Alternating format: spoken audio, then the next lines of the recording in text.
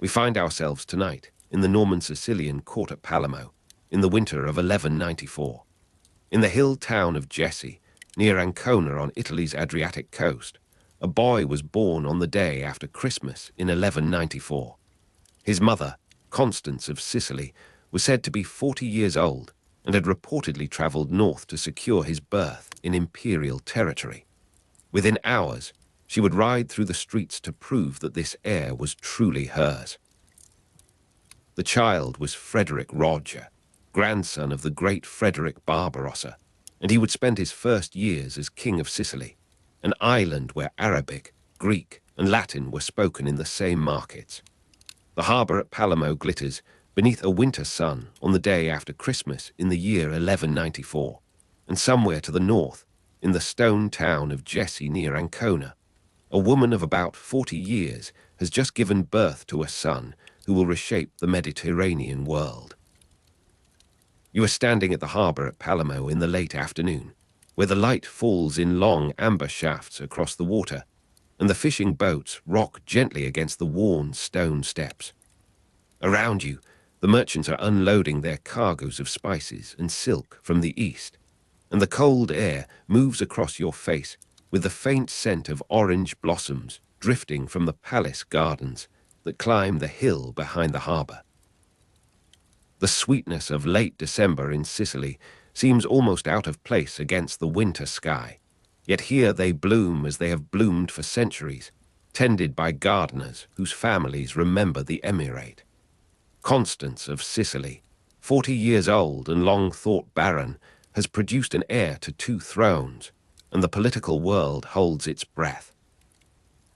You walk now through the streets that rise from the harbour toward the Norman palace, where the stone is warm beneath your fingertips despite the season, and you pass beneath archways where Greek craftsmen once laboured and Arab calligraphers left inscriptions that still frame the doorways.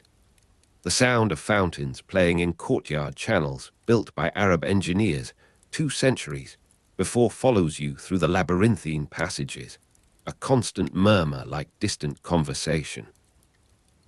Palermo had been one of the largest and wealthiest cities of the Muslim world during the Emirate period, and even now, 3 generations after the Norman conquest of 1091, the city retains the layered memory of that grandeur in its streets and its silences.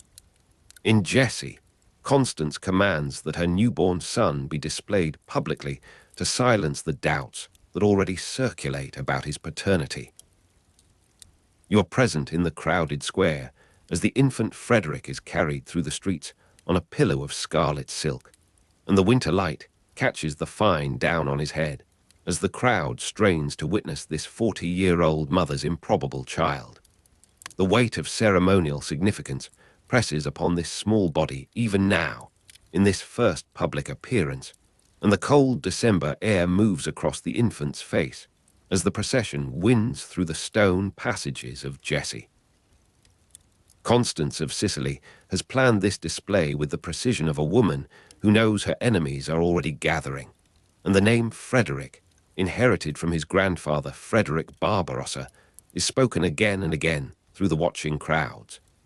His father is Henry VI, Holy Roman Emperor, one of the most powerful rulers in Latin Christendom, a man whose armies have subdued kingdoms and whose ambitions stretch from the Baltic to Sicily itself.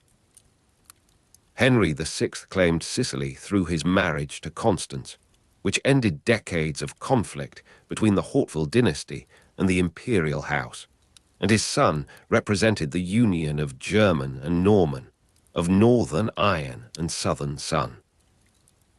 You feel the tension in the streets of Jesse as the infant passes, for this child of 26 December 1194 carries the hopes of 2 incompatible inheritances, and the lords who watch from balconies and doorways know that his survival is anything but certain.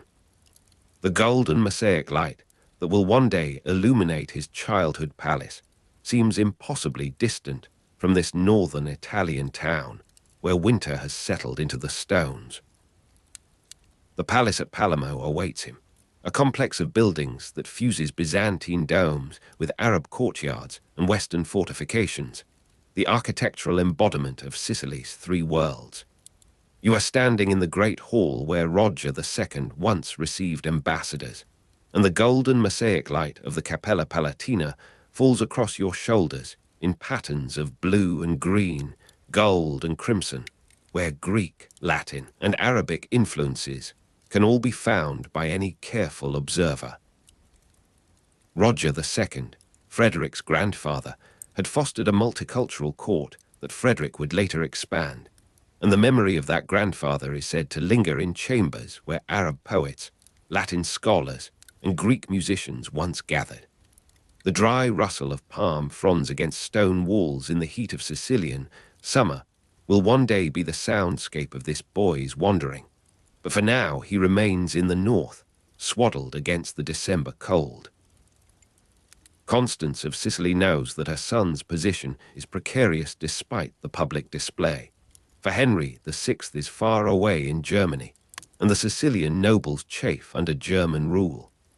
You move through the corridors of power in these months after the birth, where whispered conversations in Latin and Greek and Arabic blend like the waters of the harbor, each faction calculating how this infant might serve their purposes or threaten their interests.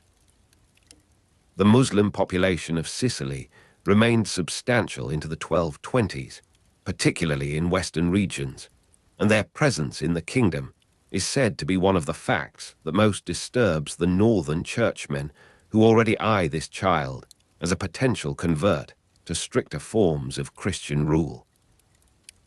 Sicily under the Normans had maintained a policy of religious tolerance unusual for medieval Europe, and Muslims remained citizens of the kingdom rather than being expelled or forcibly converted initially, a situation that the papacy found increasingly uncomfortable as Frederick's childhood progressed. The year 1197 arrives with its own weight of change, and Henry VI, Holy Roman Emperor, dies in Messina, leaving Frederick an orphan in all but name at about 3 years old. You are present in the chamber where the news reaches Constance, and the winter light that falls through the narrow windows seems to dim as the widow comprehends that her son's greatest protector has vanished. The imperial throne passes to a rival, leaving Sicily exposed to the ambitions of every lord with a claim to the island's wealth. Constance of Sicily fights now with the desperate energy of a woman who knows her own mortality is measured in months rather than years, and she moves to secure her son's coronation before her enemies can consolidate. You watch as the 3-year-old Frederick is prepared for his anointing, and the weight of ceremonial robes on a small boy's shoulders at his coronation makes him seem even smaller, a child wrapped in cloth of gold that pools around his feet as he is lifted onto the throne. The coronation of a 3-year-old king in 1198 may reflect political desperation as much as dynastic continuity, and Pope Innocent III's acceptance of guardianship over this infant ruler likely involved calculations of his own. Frederick was crowned King of Sicily in 1198, while still a child, with Pope Innocent III as his guardian, beginning long years of regency government in a ceremony at Palermo's cathedral. The papal guardianship means his early reign is marked by competing regents and factional struggles, and the factions that swirl around this child are as numerous as the languages spoken in his palace halls. You are walking now through the Norman palace complex with its fusion of Byzantine, Arab, and Western architectural elements, and the child Frederick moves ahead of you, his small figure disappearing through archways where shadows pool like water. Frederick spoke Arabic and Greek alongside Latin and German, reflecting the island's multilingual culture, and visitors today may still hear echoes of this heritage in the calls to prayer from the remaining Muslim quarter, blending with church bells across the city as evening falls. The calls echo against stone that has heard such prayers for 200 years, and the boy who will one day speak to Muslim scholars in their own tongue pauses in a courtyard to listen, his head tilted as if trying to separate one melody from another. The palace becomes his world, this complex of gardens and fountains and chambers where the dry rustle of palm fronds against stone walls in the heat of Sicilian summer provides the rhythm of his days. You find him in the library where Greek manuscripts share shelves with Arabic treatises on astronomy and Latin chronicles of the Norman kings, and the child Frederick wandering the halls of the Norman palace hears multiple languages spoken in every corridor. The island's agriculture, irrigation systems, and court ceremonies retained Arab influences, and the boy learns to read by lamplight that flickers across pages where the wisdom of 3 civilizations waits to be absorbed. The fusion of architectural traditions becomes his natural element, the only world he knows. Constance of Sicily died in 1198, leaving Frederick an orphan before his 4th birthday, and a key blood connection that might have protected him from manipulation was severed. You are standing in the chamber where the body lies, and the winter light that falls through the windows is the same light that fell on his birth in Jesse, 4 years and a few weeks distant. The regents who gather to divide power among themselves pay little attention to the small boy who watches from behind a curtain.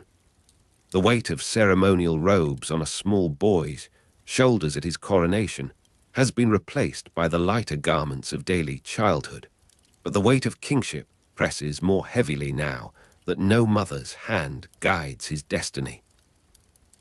The years of regency unfold like the slow turning of seasons in a land where summer lingers long into what other kingdoms would call autumn.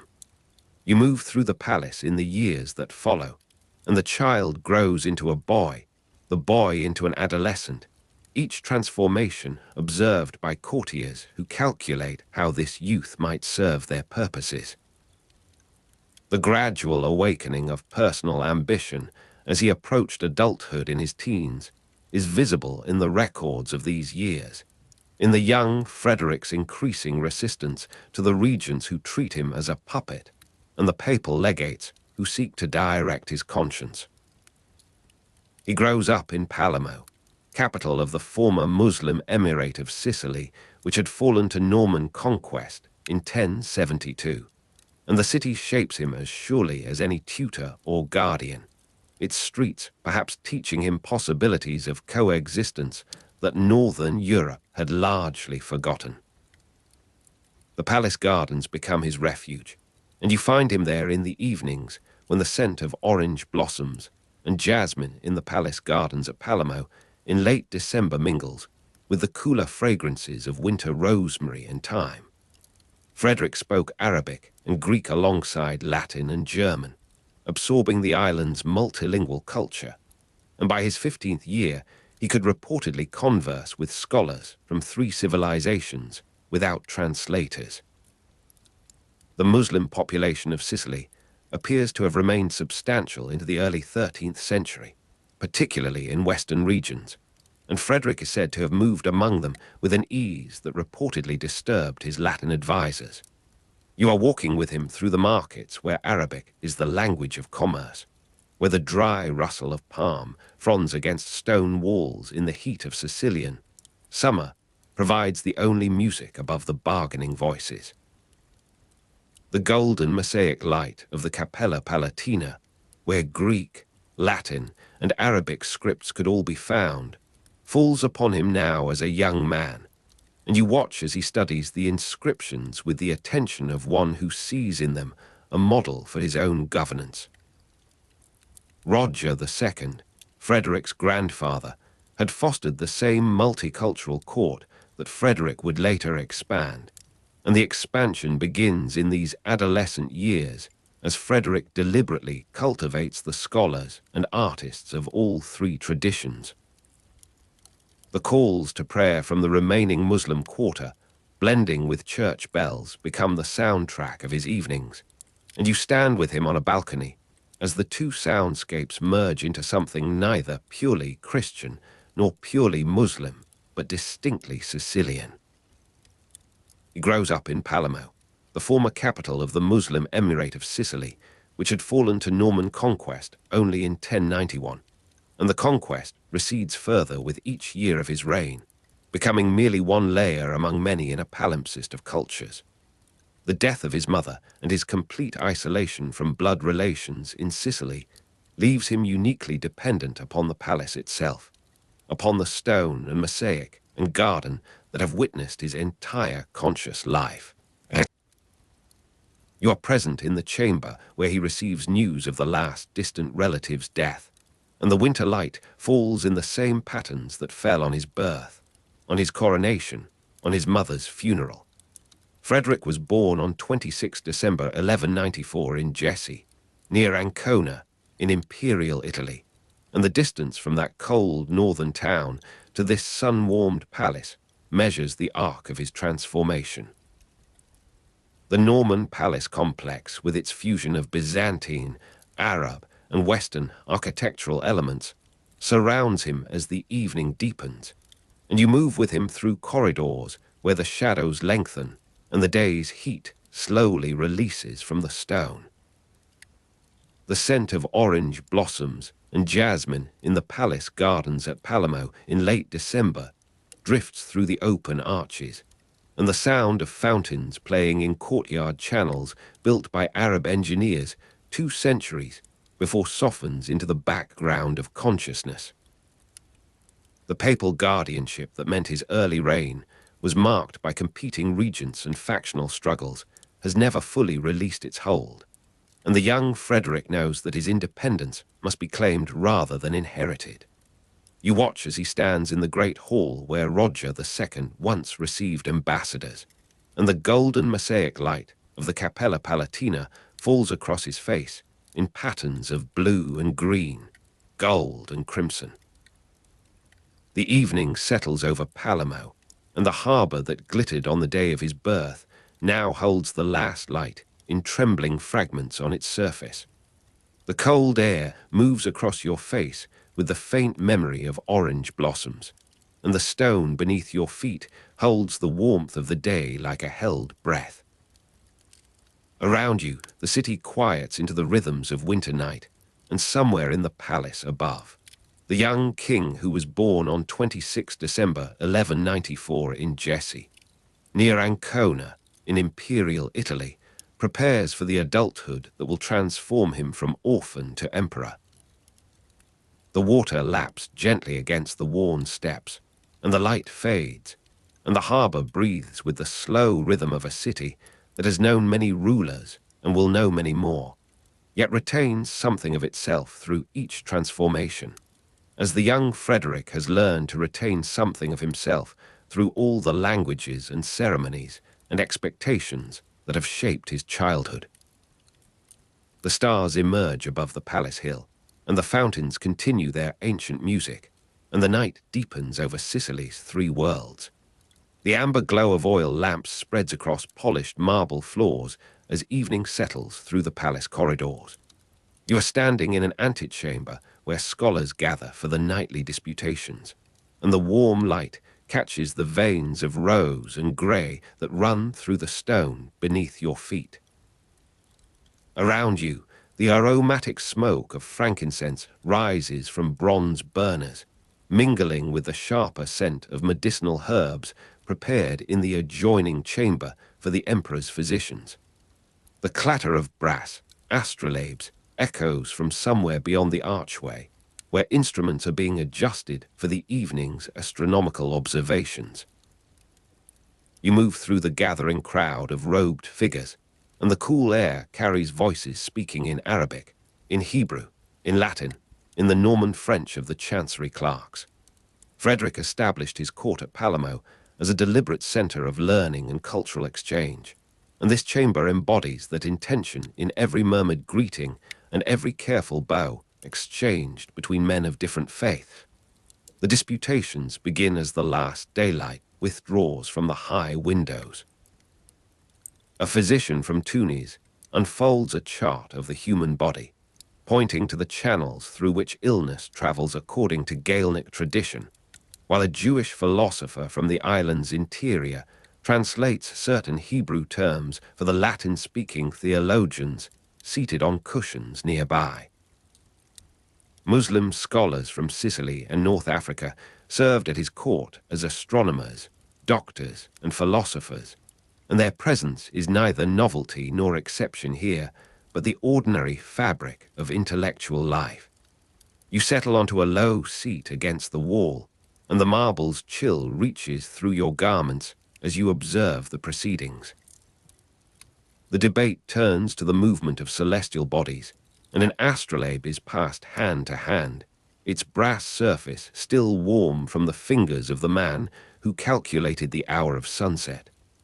Frederick himself enters quietly, not interrupting, but taking a position where he can observe, his silence itself a form of participation. Jewish philosophers and translators were active participants in court intellectual life, and one of them now rises to read from an Arabic commentary on Ptolemy, his voice measured and clear in the lamp-thick air. The sound of water in channels designed after Islamic garden principles murmurs through the open arches behind you, dividing spaces with gentle persistence. You turn slightly to follow its music, and through the darkness beyond you glimpse the geometry of planted paths where the emperor walks alone in early mornings. The water's voice has accompanied every court ceremony since the Norman kings first adapted these designs from the craftsmen of Ifriqiya, and Frederick has preserved what his grandfather Roger made, adding only the modesty of his own attention.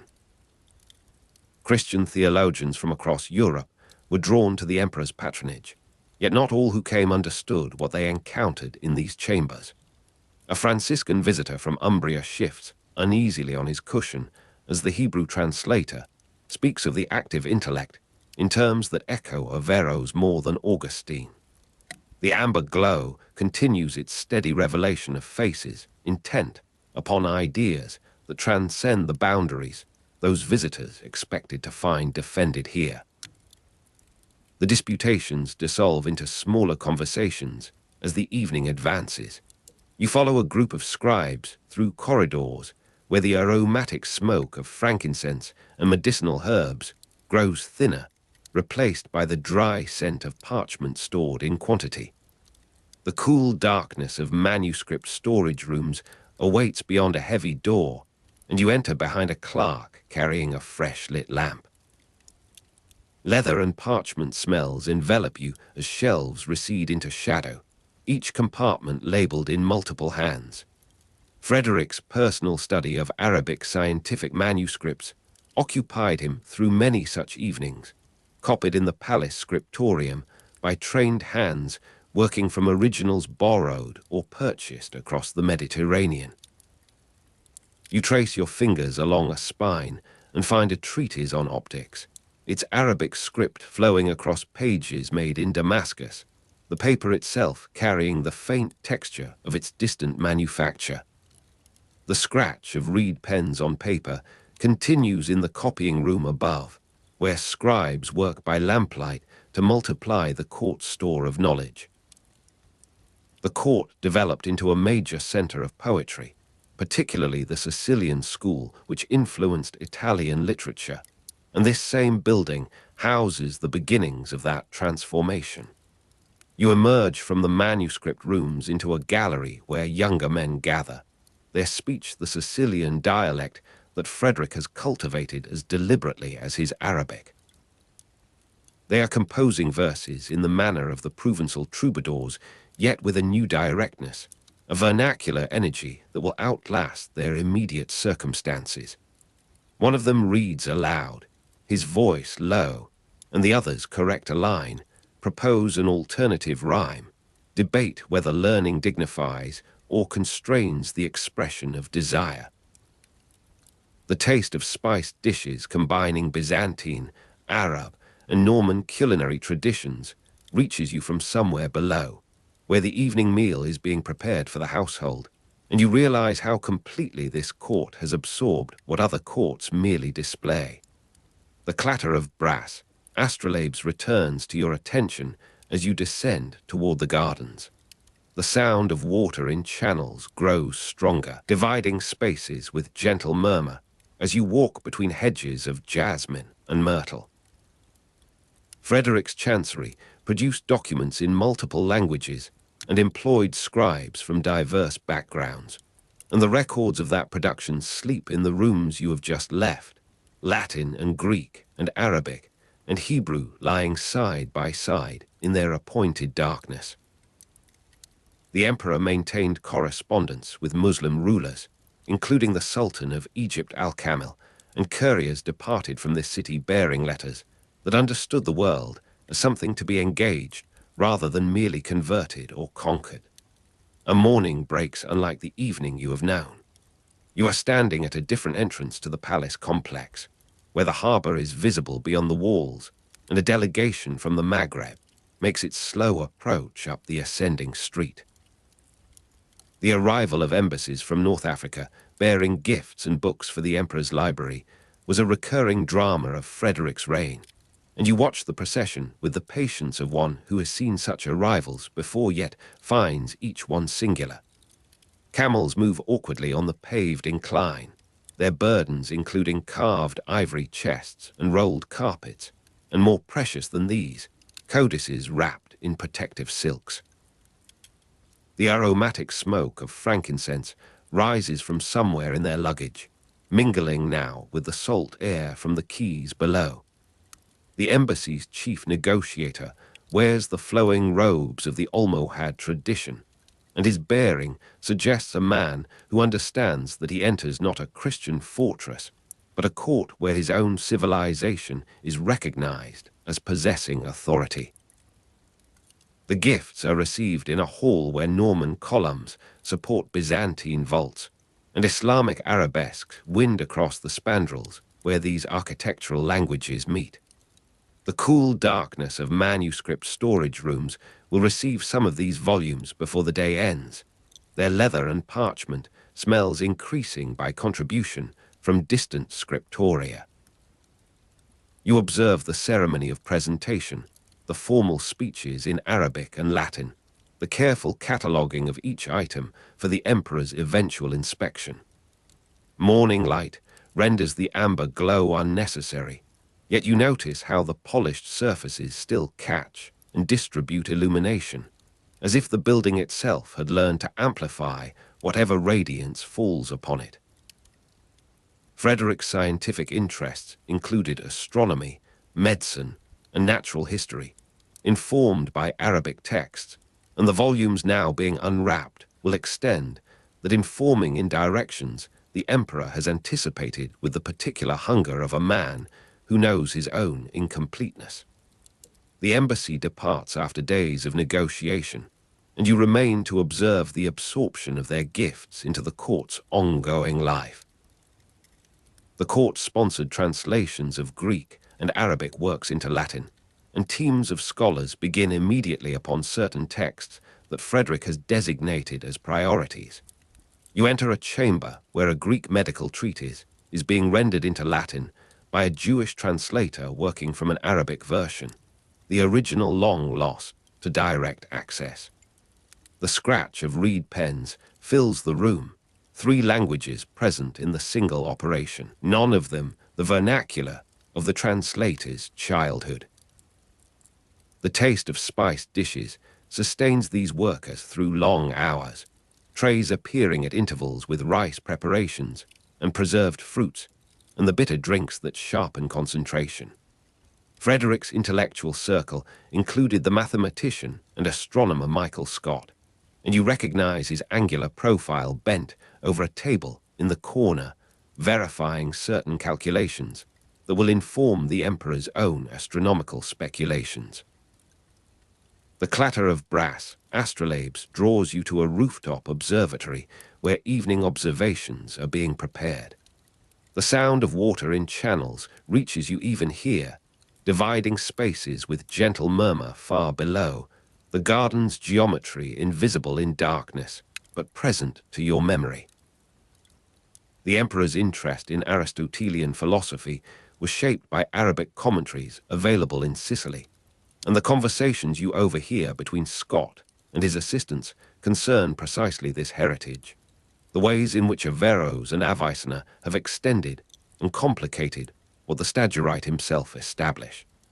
You lean against the parapet and feel the cooling stone against your palms as stars emerge in patterns that these same men have mapped and named in multiple languages. The court's cosmopolitanism was viewed with suspicion by contemporary chroniclers from more homogeneous regions, and you understand suddenly how this scene would appear to a monk from the Rhineland or a clerk from Paris. Not admirable synthesis, but dangerous confusion. The proper boundaries of Christendom deliberately dissolve. The composition of love poetry in Sicilian dialect, bridging vernacular and learned traditions, continues in chambers below as you descend from the observatory. You find the poets at work in a room where the amber glow of oil lamps creates an atmosphere of deliberate intimacy, a small world sufficient to itself.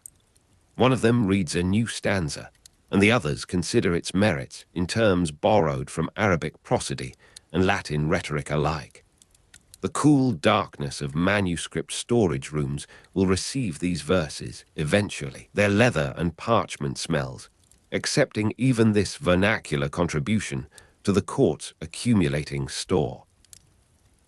You settle into a corner and lessen as the discussion turns to the nature of desire, whether it ennobles or degrades, whether the lady addressed in these verses represents an actual person or a philosophical abstraction. The aromatic smoke of frankincense and medicinal herbs reaches you faintly from the emperor's private apartments, where his own studies continue past the hour when others seek their rest. Court ceremonial blended Norman, Byzantine, and Islamic elements in a distinctive hybrid style, and you witness this blending most completely in the great hall where public audiences are conducted. You are standing among petitioners from the countryside and foreign merchants and clerical visitors, all awaiting their moment of imperial attention. The guards wear Norman surcoats over Byzantine mail, their weapons blessed by Latin priests, and arranged according to protocols that derive from Islamic ceremonial tradition. Frederick's personal physician was often a Muslim, reflecting trust across religious boundaries, and you observe this same physician entering now, his presence near the throne no cause for comment among those gathered. The scratch of reed pens resumes in the chancery corner, where a document in Arabic is being prepared for dispatch to Ifriqiya, while simultaneously a Latin charter for a German monastery receives its final clauses. The taste of spiced dishes will follow these ceremonies. You know, the public business concluding always in the private refreshment that maintains the court's elaborate sociability. The gradual tension between court openness and the demands of orthodox Christian identity from Rome threads through conversations you overhear in passing days. A papal legate has arrived, his bearing stiff with the consciousness of representing a power that does not share Frederick's cosmopolitan assumptions. You observe him at a disputation, his face tightening as a Muslim physician explains the humoral theory of disease, his fingers whitening on the arms of his chair as Hebrew terms enter the philosophical discussion. The clatter of brass astrolabes seems to him, you infer, the sound of something improper, knowledge pursued without the safeguarding framework of Christian purpose.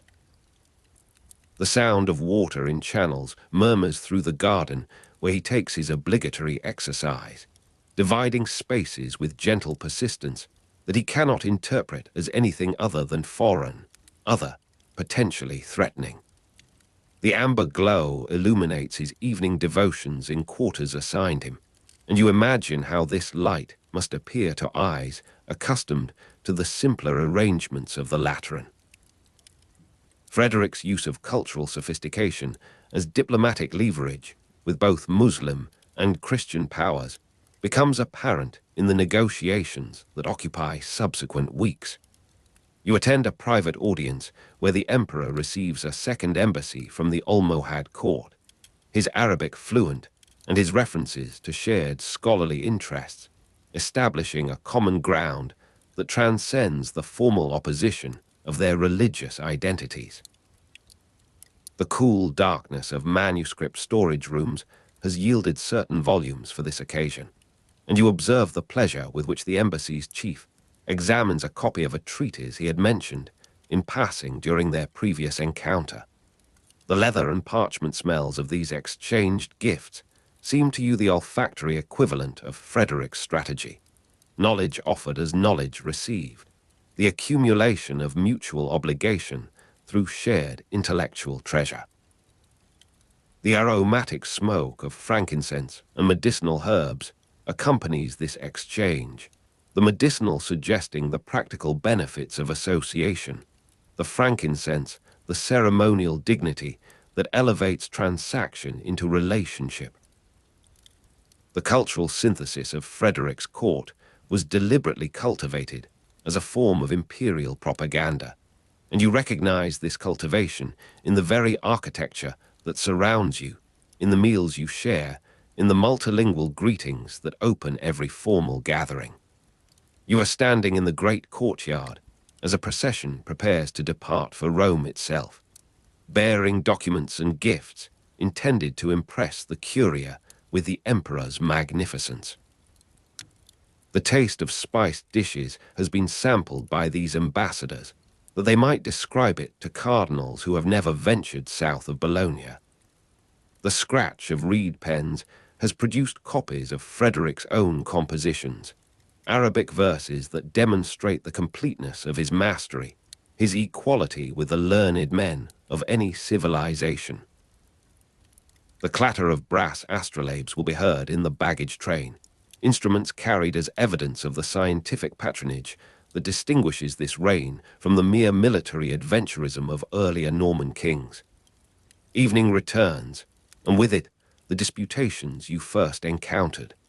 You have circled through days and returned to your starting point, yet the repetition is not circular but spiral, each return occurring at a different depth of understanding. The amber glow reveals faces you now recognize, conversations you can anticipate in their general direction, if not their particular conclusions. The sound of water in channels accompanies your departure from the disputations, dividing spaces with gentle murmur as you walk alone through the garden's darkness. The cool darkness of manuscript storage rooms awaits your return, their leather and parchment smells promising continuity with all the evenings that have preceded this one and all that will follow. The aromatic smoke of frankincense and medicinal herbs lingers in your garments as you walk, carrying something of this place with you into the night. The taste of spiced dishes has been your last conscious sensation, a final meal taken in the company of scribes who worked late into the evening preparing documents for the chancery. The scratch of reed pens has ceased, or perhaps you have merely ceased to attend to it, your attention drifting toward the sleep that claims all who inhabit this court of waking dreams. The clatter of brass astrolabes will resume with dawn's observations, but for now the instruments rest in their cases, the stars wheeling overhead, unmeasured yet undisturbed by human attention. You find your quarters and the darkness that awaits there, the amber glow giving way to the deeper darkness of closed eyes, the gentle murmur of water in channels following you into the borderlands of consciousness, where Palermo continues its existence as pure possibility, a court where three civilizations met and something new began to be imagined, something that would require centuries more to achieve its partial realization, something that sleeps now as you sleep, awaiting the light that returns to all things in its season. The morning arrives in La Favara with a particular softness that belongs only to parks designed for wonder. You are standing in the mews as the first grey light begins to lift the edges of the courtyard, and around you the sharp, musky smell of raptor mews drifts across from the perching blocks where leather and bird droppings and raw meat have mingled through the night into something almost sweet in its familiarity. The cry of falcons being unhooded at dawn cuts through morning mist that still clings to the lower stones of the enclosures, and you feel the rough texture of falconry gloves as you watch the handlers move among the birds with the deliberate patience of men who understand that haste destroys trust between human and raptor. Frederick has been here since before first light, as he often is, moving through the rows of goshawks and peregrines with the quiet absorption of a scholar who has found in living creatures what no library could provide. The falconers work in pairs, one holding the bird, while the other adjusts the leather hoods that render each raptor docile in darkness. The silence of a hooded bird, marked only by its rapid breathing, felt through the leather as the handler's thumb rests against the patterned surface. You observe how the leather has been shaped to fit each individual skull. No two hoods exactly alike, because no two falcons share the same measurements of eye and ear. The jesses, those thin straps of softened hide, hang ready for the morning's training flights, and the men speak to one another in low voices that carry no further than the next perch. Their Arabic and Italian and Latin blending into the working dialect of a court where three civilizations met and found practical harmony in the care of wings. Frederick maintained an extensive menagerie of exotic animals at his court, including elephants, camels, and leopards. Yet it is here among the birds that his presence lingers longest. Here where observation becomes something approaching communion with creatures who tolerate human company without ever surrendering their wildness. The mist lifts slowly from La Favara, revealing the broader park where other keepers have begun their morning rounds, and the visual strangeness of elephant hide in Mediterranean light becomes apparent as you move toward the outer enclosures, grey and wrinkled, and vast against the green Sicilian vegetation that has learned to grow around these alien presences.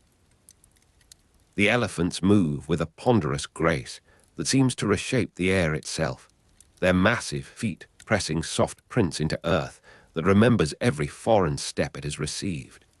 You are standing now at the boundary between the avian world and these greater beasts, and the temperature shifts slightly as the sun clears the low hills beyond Montreal, bringing warmth that releases new scents from the warm soil. Frederick has arranged this landscape with the same care he applies to the margins of his manuscripts, each creature positioned to create an effect of cumulative strangeness upon the visitor who passes through in the proper sequence, from familiar to foreign, from domestic to divine. The morning hours in the mews continue with their ancient rhythm, and you find yourself watching falconers train birds with leather hoods and jesses in a display that has changed little since the practice first traveled from Central Asian steppes to Mediterranean courts. The birds are flown at quarry too large to kill, allowing the falcons to strike and be called back without the exhaustion of a prolonged hunt, and you observe how each return to the fist requires a small offering of meat, the transaction of trust repeated until it becomes instinct.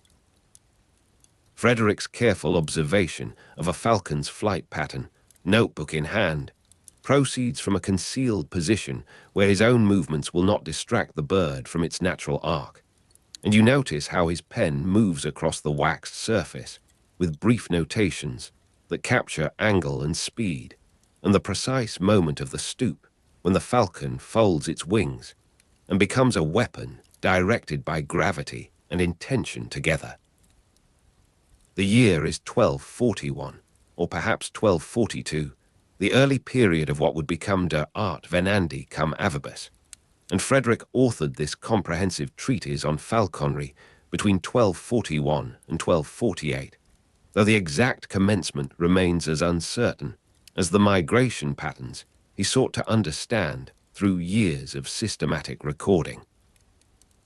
The heat builds across La Favara as the morning advances toward noon, and you move through the park with the slow pace of one who is nowhere urgent to arrive, passing enclosures where leopards pace in patterns that repeat and vary like the decorative motifs of Sicilian silk, their spotted hides absorbing light and releasing it in different quantities across each movement. The menagerie served both personal pleasure and imperial prestige, and you understand this dual purpose as you observe the keepers who attend each creature with specialized knowledge brought from distant lands, their expertise as valuable as any diplomatic alliance. Frederick understood that a giraffe browsing from a raised platform or an elephant bathing in a constructed pool spoke to visitors in a language more eloquent than any treaty, proclaiming the reach of his connections across seas and deserts to places where European feet had never walked. His menagerie included giraffes, which caused wonder among European visitors unaccustomed to such creatures, and you imagine the first such arrival, the neck extending above the heads of gathered courtiers, the pattern of its coat seeming to belong to some intermediate realm between the spotted cats and the striped horses of legend. The afternoon brings a change in the quality of light, the Mediterranean sun assuming an angle that stretches shadows across the gravel paths of La Favara. And you hear, before you see the procession that marks the arrival of a diplomatic gift of camels from Egypt, their strange gait alarming stable hands who have gathered at the park's eastern entrance with expressions of uncertain welcome. The strange rolling gait of camels on Sicilian soil produces a sound unlike any other hoofed creature, their padded feet on gravel paths creating a soft percussion that seems to belong to desert caravans rather than island courts, and you watch as the animals move with their characteristic lateral swing, each step a small negotiation between the horizontal and the vertical. He received animals as diplomatic gifts from Muslim rulers and African kingdoms, and these camels have traveled across waters and along coast roads to reach this moment of presentation, their humps slightly diminished from the journey, their large eyes surveying the unfamiliar vegetation with the composure of creatures who have survived greater displacements than this. The stable hands approach with ropes and with offerings of dried fodder, speaking to one another in the rapid dialect of men confronted with responsibilities they never anticipated.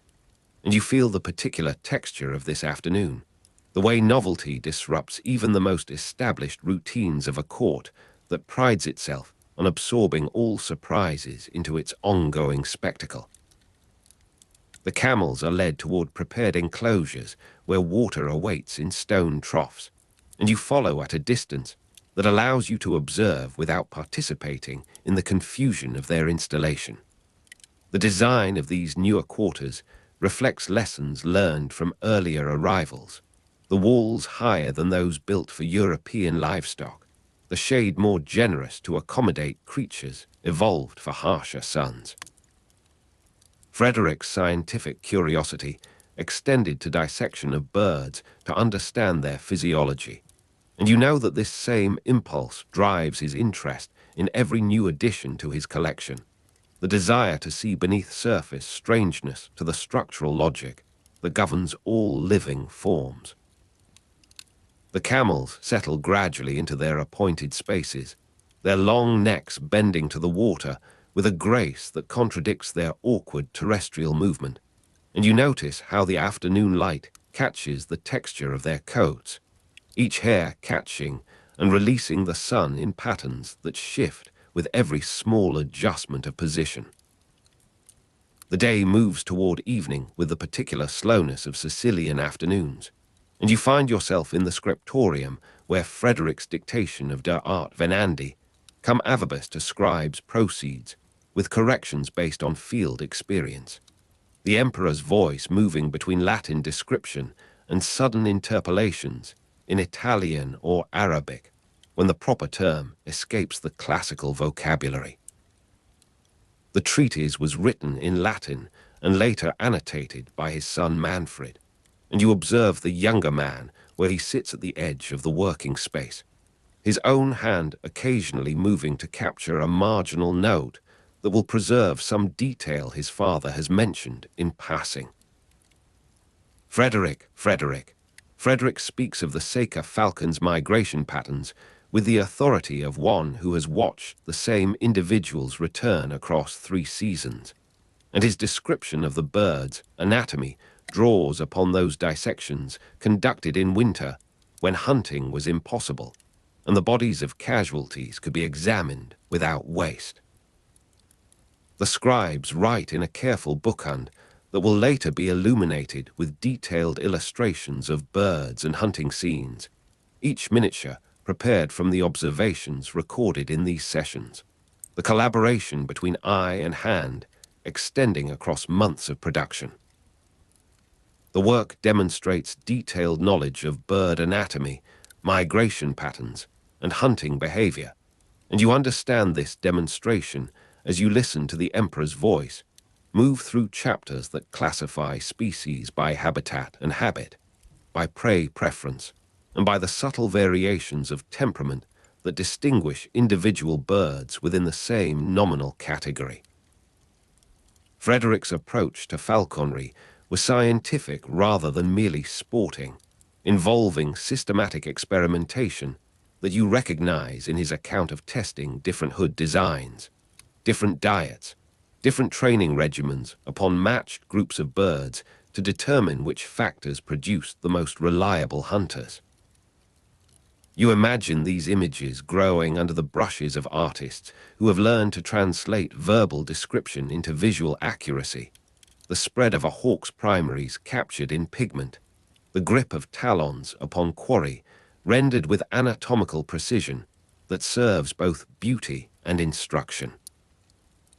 The evening display of the Menagerie to visiting dignitaries begins as torches are lit across La Favara, their flames flickering on exotic hides that seem to belong to some realm between waking and the dreams that await beyond the night's activities. You are positioned among the guests who have been conducted through the park in a carefully managed progression, each enclosure revealed at the moment of maximum effect, the darkness concealing the artificial boundaries until the torchlight discovers them and makes each creature appear as if encountered in its native wilderness. The leopards pace in their illuminated circles, the firelight catching the sheen of their coats in ways that emphasize their alien perfection, and the elephants stand in postures of massive patience, their grey and wrinkled and vast forms seeming to absorb the torchlight and return it as a different quality of darkness. The giraffe, if it is present this evening, extends its neck above the heads of the assembly, and you hear the murmur of wonder that passes through visitors who have travelled from German lands or from the Italian communes, their letters home already composing themselves in minds astonished by what the Emperor of Sicily has gathered in his park. The torches move in procession, and you follow with the other guests, the rough texture of your own clothing catching at your awareness as you contrast your human softness with the armored strangeness of these assembled creatures. The silence of a hooded bird, its rapid breathing felt through the leather, belongs to a different part of the evening, when the falconers bring selected raptors for display in their quiet state, the hoods rendering them as docile as stuffed specimens, while their living warmth persists against the leather. Exotic birds featured prominently in his collection, reflecting his particular passion for falconry, and you observe how the dignitaries gather more densely around these avian presentations than around the greater beasts, understanding perhaps that here lies the Emperor's own preference, the area where his expertise allows him to converse with an ease he rarely achieves in the political negotiations that have brought these visitors to his court. Frederick moves among the guests with the hooded falcon upon his own glove, demonstrating the intimacy that years of handling have established, and you notice how his free hand gestures towards some feature of plumage or posture, the scholar emerging through the ceremonial role with a transparency that his political life rarely permits. The evening deepens toward night, and the torches begin to exhaust their prepared stations, the keepers moving to light replacements, while shadows shift across the enclosures in patterns that seem to animate the very walls of La Favara. The treatise was circulated among European nobility and influenced later hunting manuals, and you understand this future circulation as you observe the German lords among the guests, their own falconry traditions already beginning to absorb what they witness here, the methods of training and the vocabulary of description that will travel northward with their departing entourages. You feel the particular quality of this place as a node in networks that extend far beyond the island, receiving and transforming and transmitting across the circuits of medieval power. The cry of falcons being unhooded at dawn seems already distant, belonging to a different temporal order than this nocturnal display. Yet you understand the continuity between the morning's training and the evening's demonstration, the single devotion that runs through all the hours of Frederick's engagement with these creatures. The guests begin to disperse toward their prepared lodgings in Palermo, and you linger in the park as the torchlight withdraws, leaving the animals to the darkness that is their more natural element. The sharp, musky smell of raptor mews returns to your awareness as you pass the outer buildings. The accumulated residue of leather and bird droppings and raw meat now released from the competition of cooking fires and perfumes that accompanied the dignitaries. You walk among the enclosures where the greater creatures settle into their night rhythms, the elephants breathing audible across distances that their size has made customary, the camels' occasional vocalizations carrying a resonance that seems to summon desert distances into this Sicilian darkness. The visual strangeness of elephant hide in Mediterranean light has given way to the mere suggestion of bulk in darkness, and you realize how much of the menagerie's effect depends upon the management of visibility, the revelation and concealment that Frederick has orchestrated through years of adjustment and refinement. The night advances, and you find yourself in the mews once more, where a single lamp burns for the keeper who maintains vigilance over birds that must never be left entirely unattended. The silence of a hooded bird surrounds you in the darkness of the perching room, each raptor a contained presence that waits for dawn and the return of activity.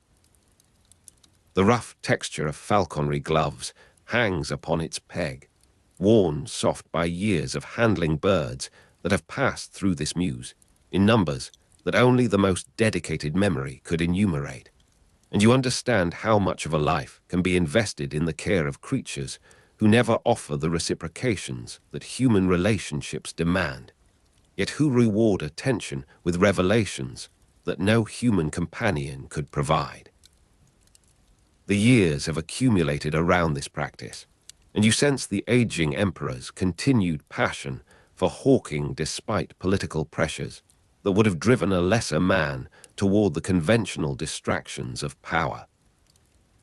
The papal interdict, the Lombard communes, the endless negotiations with Muslim rulers and African kingdoms that provide both these diplomatic gifts and the more essential alliances of trade and mutual recognition. All of these persist in their demands. Yet Frederick returns to La Favara with the regularity of a pilgrim drawn to some shrine that offers purification from the corruptions of public life. The dictation of Der Art Venandi cum avibus to scribes will continue through the months and years that remain, the comprehensive treatise on falconry growing under the pressure of accumulated observation until it achieves its final form between 1241 and 1248, the exact completion as uncertain as the exact commencement, the work itself more certain than either terminal date.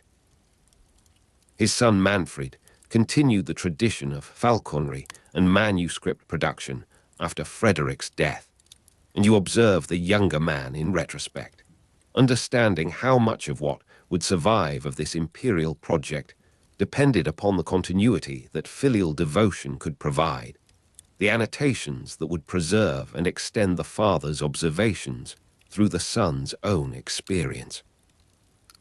The lamp gutters slightly in a draught that enters from some unsealed joint, and the shadows move across the mews in patterns that seem to animate the sleeping birds, the hooded heads turning in dreams of flight that the leather prevents from becoming actual movement. The strange rolling gait of camels on Sicilian soil has left its traces in the paths beyond, and you imagine the morning's discovery of these tracks by servants who did not witness the arrival, the evidence of foreign passage that the park accumulates like a palimpsest of successive wonders. The cry of falcons being unhooded at dawn will come again, will always come for as long as this court persists in its devotion to the practices that distinguish it from other centers of European power, and you feel yourself approaching the border of sleep, where La Favara continues its existence as pure possibility, a menagerie where the boundaries between creature and observer, between scientific curiosity and imperial display, between the written word and the living form it attempts to capture, all grow permeable as the darkness deepens. The keeper stirs in his corner, checking some disturbance that proves to be merely the adjustment of a sleeping bird upon its perch, and you take this human movement as permission to withdraw from the mews, to pass through the last of the enclosures toward the park's edge, where Palermo awaits beyond the trees. The sharp, musky smell of raptor mews lingers upon your clothing, leather and bird droppings and raw meat becoming part of your own scent in the way that prolonged presence in any environment eventually establishes. And you understand how Frederick carries this olfactory signature through his court appearances, how those who know him recognize before any visual cue that he has spent his morning among the birds again. You carry this knowledge forward with you as the park gives way to the paths that lead toward the city, the manuscript's existence as certain as the creatures it describes, its survival through centuries of copying and recopying a parallel to the continued breeding and training of falcons in courts that inherited this passion from their Sicilian predecessor. The night air moves across your face with the particular freshness that belongs to hours when the earth has released its accumulated warmth and begins to cool toward the temperature of the surrounding sea. You are walking now between the outer walls of La Favara and the first habitations of the urban margin, the transition from park to city as gradual as the dawn transition from darkness to light, each zone shading into the next without the abrupt boundaries that modern planning would later impose.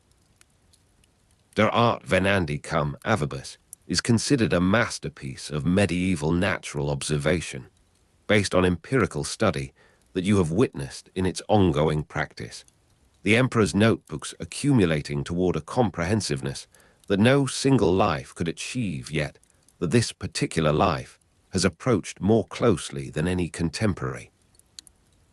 The city receives you with its night sounds, the particular silence of a port city between the evening's commerce and the morning's renewal, the water in the harbor moving with a gentle insistence that seems to speak of departures and arrivals in endless alternation.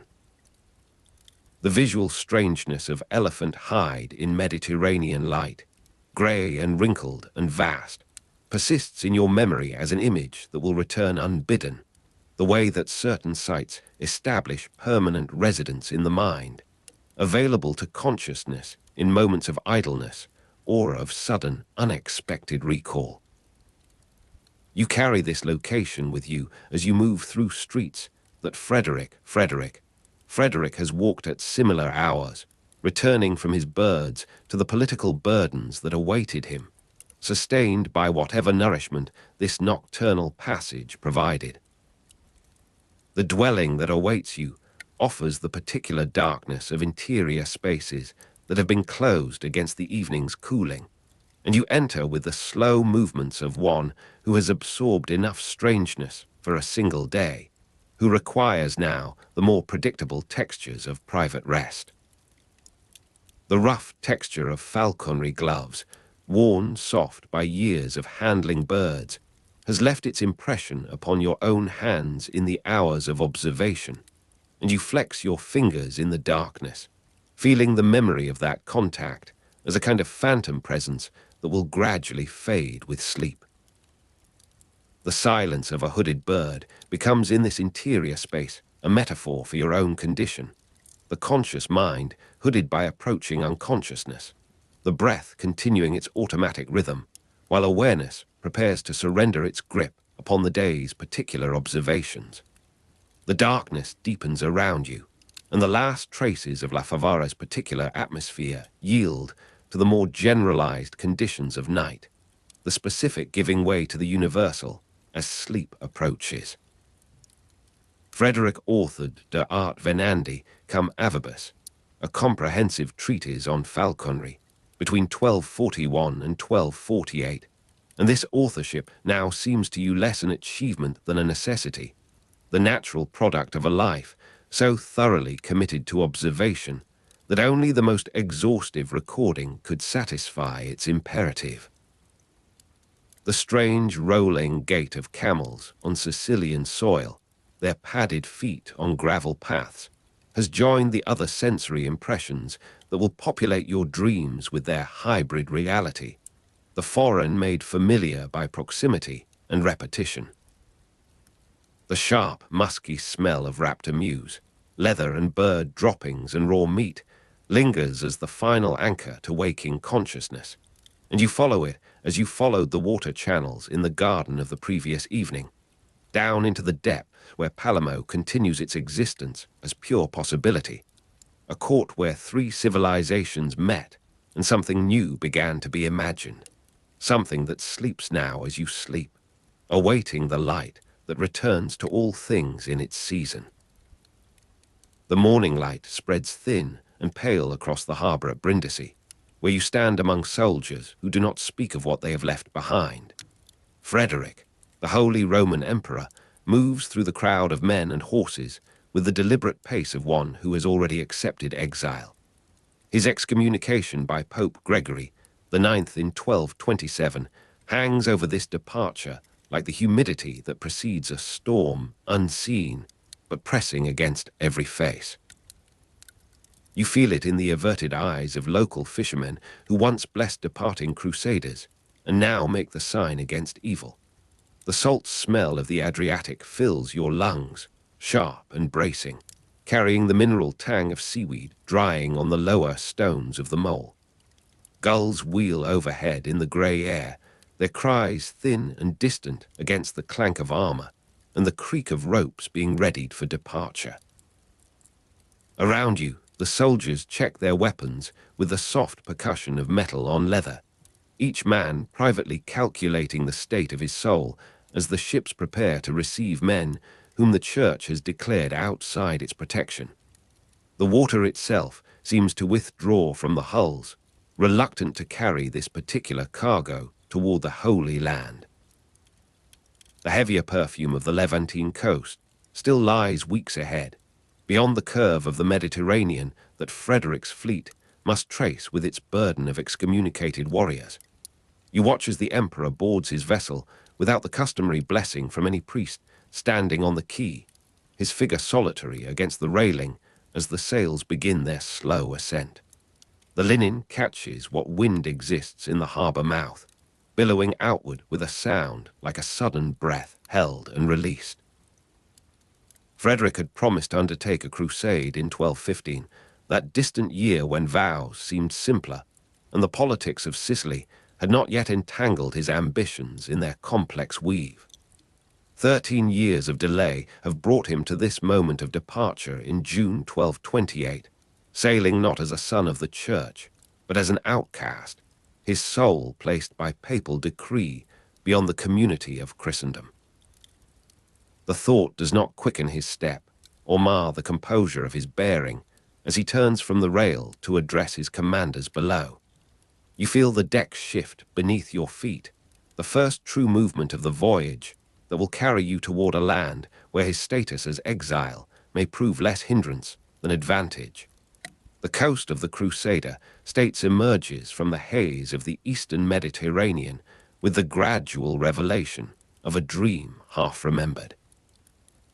You stand at the rail as the fleet passes familiar ports whose names speak of ancient presence and threatened continuity, Acre and Tyre rising from the waterline with their walls catching the afternoon sun. The white glare of limestone begins to assert itself against the softer tones of the sea, bleaching color from the sky in a preview of the Jerusalem spring that awaits your arrival. Sailors call out the depths in measured tones, their voices carrying across the water with the flat quality of men who have performed this passage many times and found each arrival slightly diminished from the last. Frederick remains visible on the quarterdeck, his correspondence with Sultan al-Kamil of Egypt already established through months of careful diplomatic contact that the Church would have condemned as premature compromise.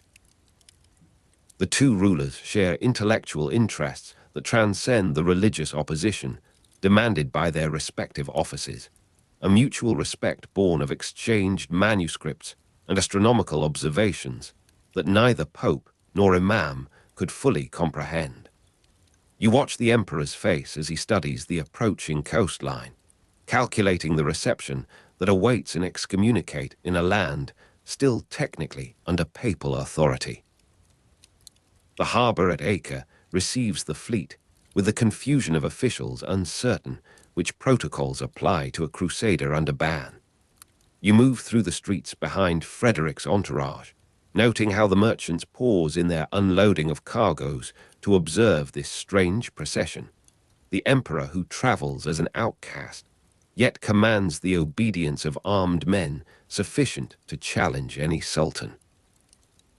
The dry wind off the Judean hills reaches you even here, carrying dust and the scent of wild thyme from the interior, a foretaste of the landscape that surrounds the holy city.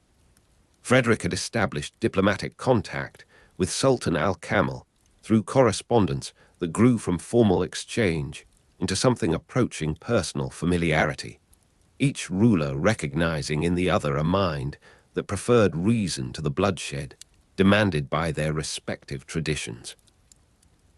The thought of negotiation rather than siege hangs in the air of Acre's narrow streets, whispered among merchants who understand that commerce has always depended upon the conversations that occur across boundaries of faith.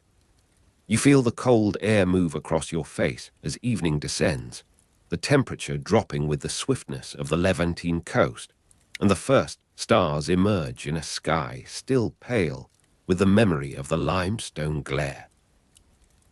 The camp rises on the plain before Jaffa with the orderly precision of men who have learned to make temporary cities from necessity. You walk among the tents as Frederick's emissaries ride back and forth to the Sultan's pavilion, carrying proposals that would have shocked the hardliners in Europe who wanted military conquest rather than diplomacy. The taste of dates and water reaches you from a nearby fire, where servants prepare the simple meal that will sustain the negotiations through their long hours of refinement. Through negotiation rather than military action, Frederick seeks what no Crusader army has secured through force of arms in generations, the return of Jerusalem to Christian control. The dates are dark and honeyed on your tongue, their sweetness cut by the flat mineral quality of water drawn from deep wells that both armies share in this strange season of proximity without conflict. You observe the emperor's tent, its sides lifted to catch the evening breeze, where maps lie spread across a table and candles burn with the steady flame of men who do not fear sudden attack. Frederick and al-Kamil have never met, yet their correspondence has created a bridge of shared curiosity that spans the divide of their official enmity. The morning of the face-to-face negotiation arrives with the particular clarity of a day that will alter the boundaries of possibility. You stand at the entrance to the pavilion that has been erected between the two camps. Its canvas walls dyed the neutral color of desert rock to suggest temporary truce rather than permanent peace. Frederick enters from the west with the measured stride of a man who has calculated every advantage of his position, including the disadvantage of his excommunicated status that prevents any churchman from declaring this meeting sanctified. Camel approaches from the east with the equal composure of a ruler who has studied his opponent's astronomical treatises and found them not contemptible. You watch as they settle onto cushions arranged with the precision of men who understand that ceremony encodes power, the distance between them measured to suggest equality without intimacy. The dry wind off the Judean hills stirs the tent walls, carrying dust that settles on the rich fabrics and the simple robes alike, erasing distinction in its impartial passage. The taste of dates and water returns as servants bring refreshment, the shared consumption of simple food, establishing a human continuity beneath the political stakes of the conference. You observe the subtle relaxation of shoulders as Frederick and Camel discover in each other's presence the qualities their correspondence had suggested, the quick intelligence, the preference for observation over declaration. The Sultan speaks of Cairo's libraries with an enthusiasm that briefly illuminates the formal restraint of his demeanor, and you see Frederick respond with the particular animation of a collector who has long desired access to collections denied him by distance and doctrine. Their religious opposition remains absolute in theory, yet the mutual respect that has grown between them through exchanged manuscripts now manifests in the willingness to consider solutions that their respective hardliners would reject as dishonorable compromise. You feel the warmth of the sun through the canvas roof, the temperature rising as morning advances toward the heat of noon, and the conversation shifts from preliminary courtesies to the substance of what each ruler might concede for the sake of peace. The white glare of limestone seems to penetrate even the shelter of the pavilion, bleaching color from the fabrics and the faces, until all distinctions appear as variations of the same pale intensity. The terms emerge across days of discussion with the gradual accumulation of detail that characterizes all enduring agreements. You listen as the boundaries of the proposed settlement take shape, Jerusalem to return to Christian control, Bethlehem and Nazareth included in the concession, a corridor to the coast to ensure that the holy city remains accessible rather than isolated. The Treaty of Jaffa acquires substance through each session, Frederick securing in February 1229 what no siege could have won, what no battle could have held against the surrounding forces that remained at Camel's disposal. The Sultan calculates that a negotiated arrangement with a rational opponent serves his interests better than the uncertain costs of war, particularly when other threats press upon his Egyptian territories from directions that have nothing to do with crusading ambition. You taste the dates again at each break in the proceedings, their sweetness grown familiar through repetition, the water drawn from the same wells that serve both camps and therefore carries no taint of suspicion. The dry wind off the Judean hills continues its passage through the days of negotiation, carrying dust and the scent of wild thyme as if to remind all parties of the land's indifference to who claims its possession. The return of Jerusalem was achieved without a single major battle, unique in crusading history, and you feel the strange quality of that achievement as the emperor's party approaches the holy city in March. The gates open not to the thunder of siege engines, but to the quiet compliance of officials acting on instructions transmitted from the negotiating tent. Frederick enters Jerusalem as both conqueror and outcast, the man who has recovered what military expeditions failed to secure, yet remains beyond the community of Christendom that should properly celebrate his success. The white glare of limestone surrounds you in the narrow streets, bleaching color from the sky until the city appears as a construction of light and shadow without intermediate tones. You walk behind the emperor as he moves toward the Church of the Holy Sepulchre, his destination on this day of strange fulfillment, the 18th of March, 1229, when he will crown himself King of Jerusalem. The streets are quiet with the tension of populations who have changed rulers before and learned to measure the gap between proclamation and practice. The salt smell of the Adriatic seems impossibly distant now, replaced by the mineral dryness of a land that has witnessed too many processions of temporary triumph. The Church of the Holy Sepulchre receives you with the hollow echo of footsteps in a space that has known every variety of human devotion and human violence.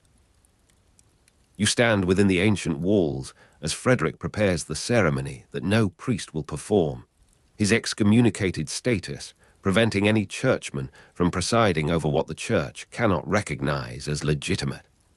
The hollow echo of footsteps follows each movement with the amplification of emptiness, the building's acoustics preserving the sound of a ritual conducted in the absence of proper witness. Frederick crowns himself King of Jerusalem on 18 March 1229, placing the circlet upon his own head with the steady hands of a man who has long since accepted that he must supply what institutions deny him. You observe the strange dignity of this solitary act, the emperor who has negotiated his way to this moment, now declaring himself ruler by his own authority alone. The light falls through windows high in the ancient masonry, catching the dust that rises with each movement and transforming it into temporary galaxies that swirl and settle in the silence. The crown rests upon Frederick's brow with the weight of an ambition that has outrun its institutional support. You feel the cold air move across your face in the vast interior, the temperature of stone that has never fully warmed across centuries of Mediterranean sun. No priest would perform the coronation due to his excommunicated status, and the absence of clerical presence creates a space that is simultaneously more raw and more pure than conventional ceremony would have permitted. The hollow echo of footsteps continues as Frederick moves through the necessary gestures of recognition, each sound preserved by the architecture as if the building itself keeps record of what official memory might prefer to forget. You follow at a distance that permits observation without intrusion, aware that you witness something that crusading history has not prepared you to understand, a victory achieved through patience and intellect rather than the force of arms that chronicles traditionally celebrate. The white glare of limestone outside seems to press against the windows, bleaching color from the interior light until the golden crown itself appears as a variation of the same pale intensity that dominates the Jerusalem spring. The streets of Jerusalem receive their new king with the complex mixture of responses that characterizes populations long accustomed to changing masters. You walk through the city as Frederick moves toward the quarters prepared for his residence, observing how the different communities measure this ruler who comes not as conqueror, but as negotiator, his authority derived from agreement rather than imposition. The dry wind off the Judean hills carries dust and the scent of wild thyme through passages that have known Roman and Persian and Arab and Frankish footsteps across the centuries, indifferent to the names that history attaches to each passage. You feel the texture of the limestone beneath your fingertips as you pause to steady yourself against a wall, the grain rough with the accumulated erosion of countless touches. Frederick's success embarrassed the papacy, which had condemned his expedition, and the knowledge of that embarrassment travels with him through these streets as surely as the crown upon his head. Pope Gregory IX, who pronounced the sentence of excommunication that was meant to prevent this very moment, now learns that the man he placed outside salvation has achieved what properly blessed crusaders failed to secure. The days that follow bring the necessary arrangements of governance, the appointments and recognitions that transform negotiated agreement into functioning administration. You observe Frederick's clerks at work in chambers where the temperature rises with the advancing season, the Jerusalem spring giving way to the fuller heat that will characterize the months ahead.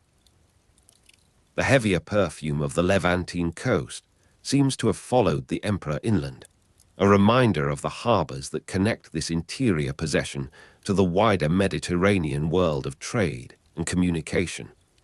The continuation of Frederick's relationship with Al-Kamel now serves to stabilize what military victory could not have secured.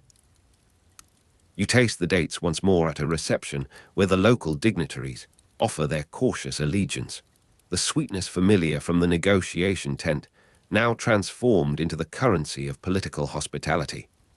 The treaty was criticized by hardliners in Europe who wanted military conquest rather than diplomacy, and their voices reached Jerusalem through the delayed channels of correspondence, denouncing what they have not witnessed and cannot comprehend. The news from Italy arrives with the urgency that disrupts the careful equilibrium of the Holy Land settlement.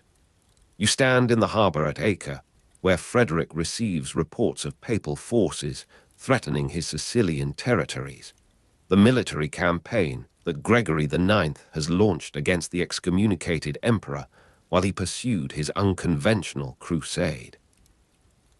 The creak of ship timbers fills the air as vessels are prepared for the return voyage, urgent with news of papal invasion that demands the emperor's presence in his homeland.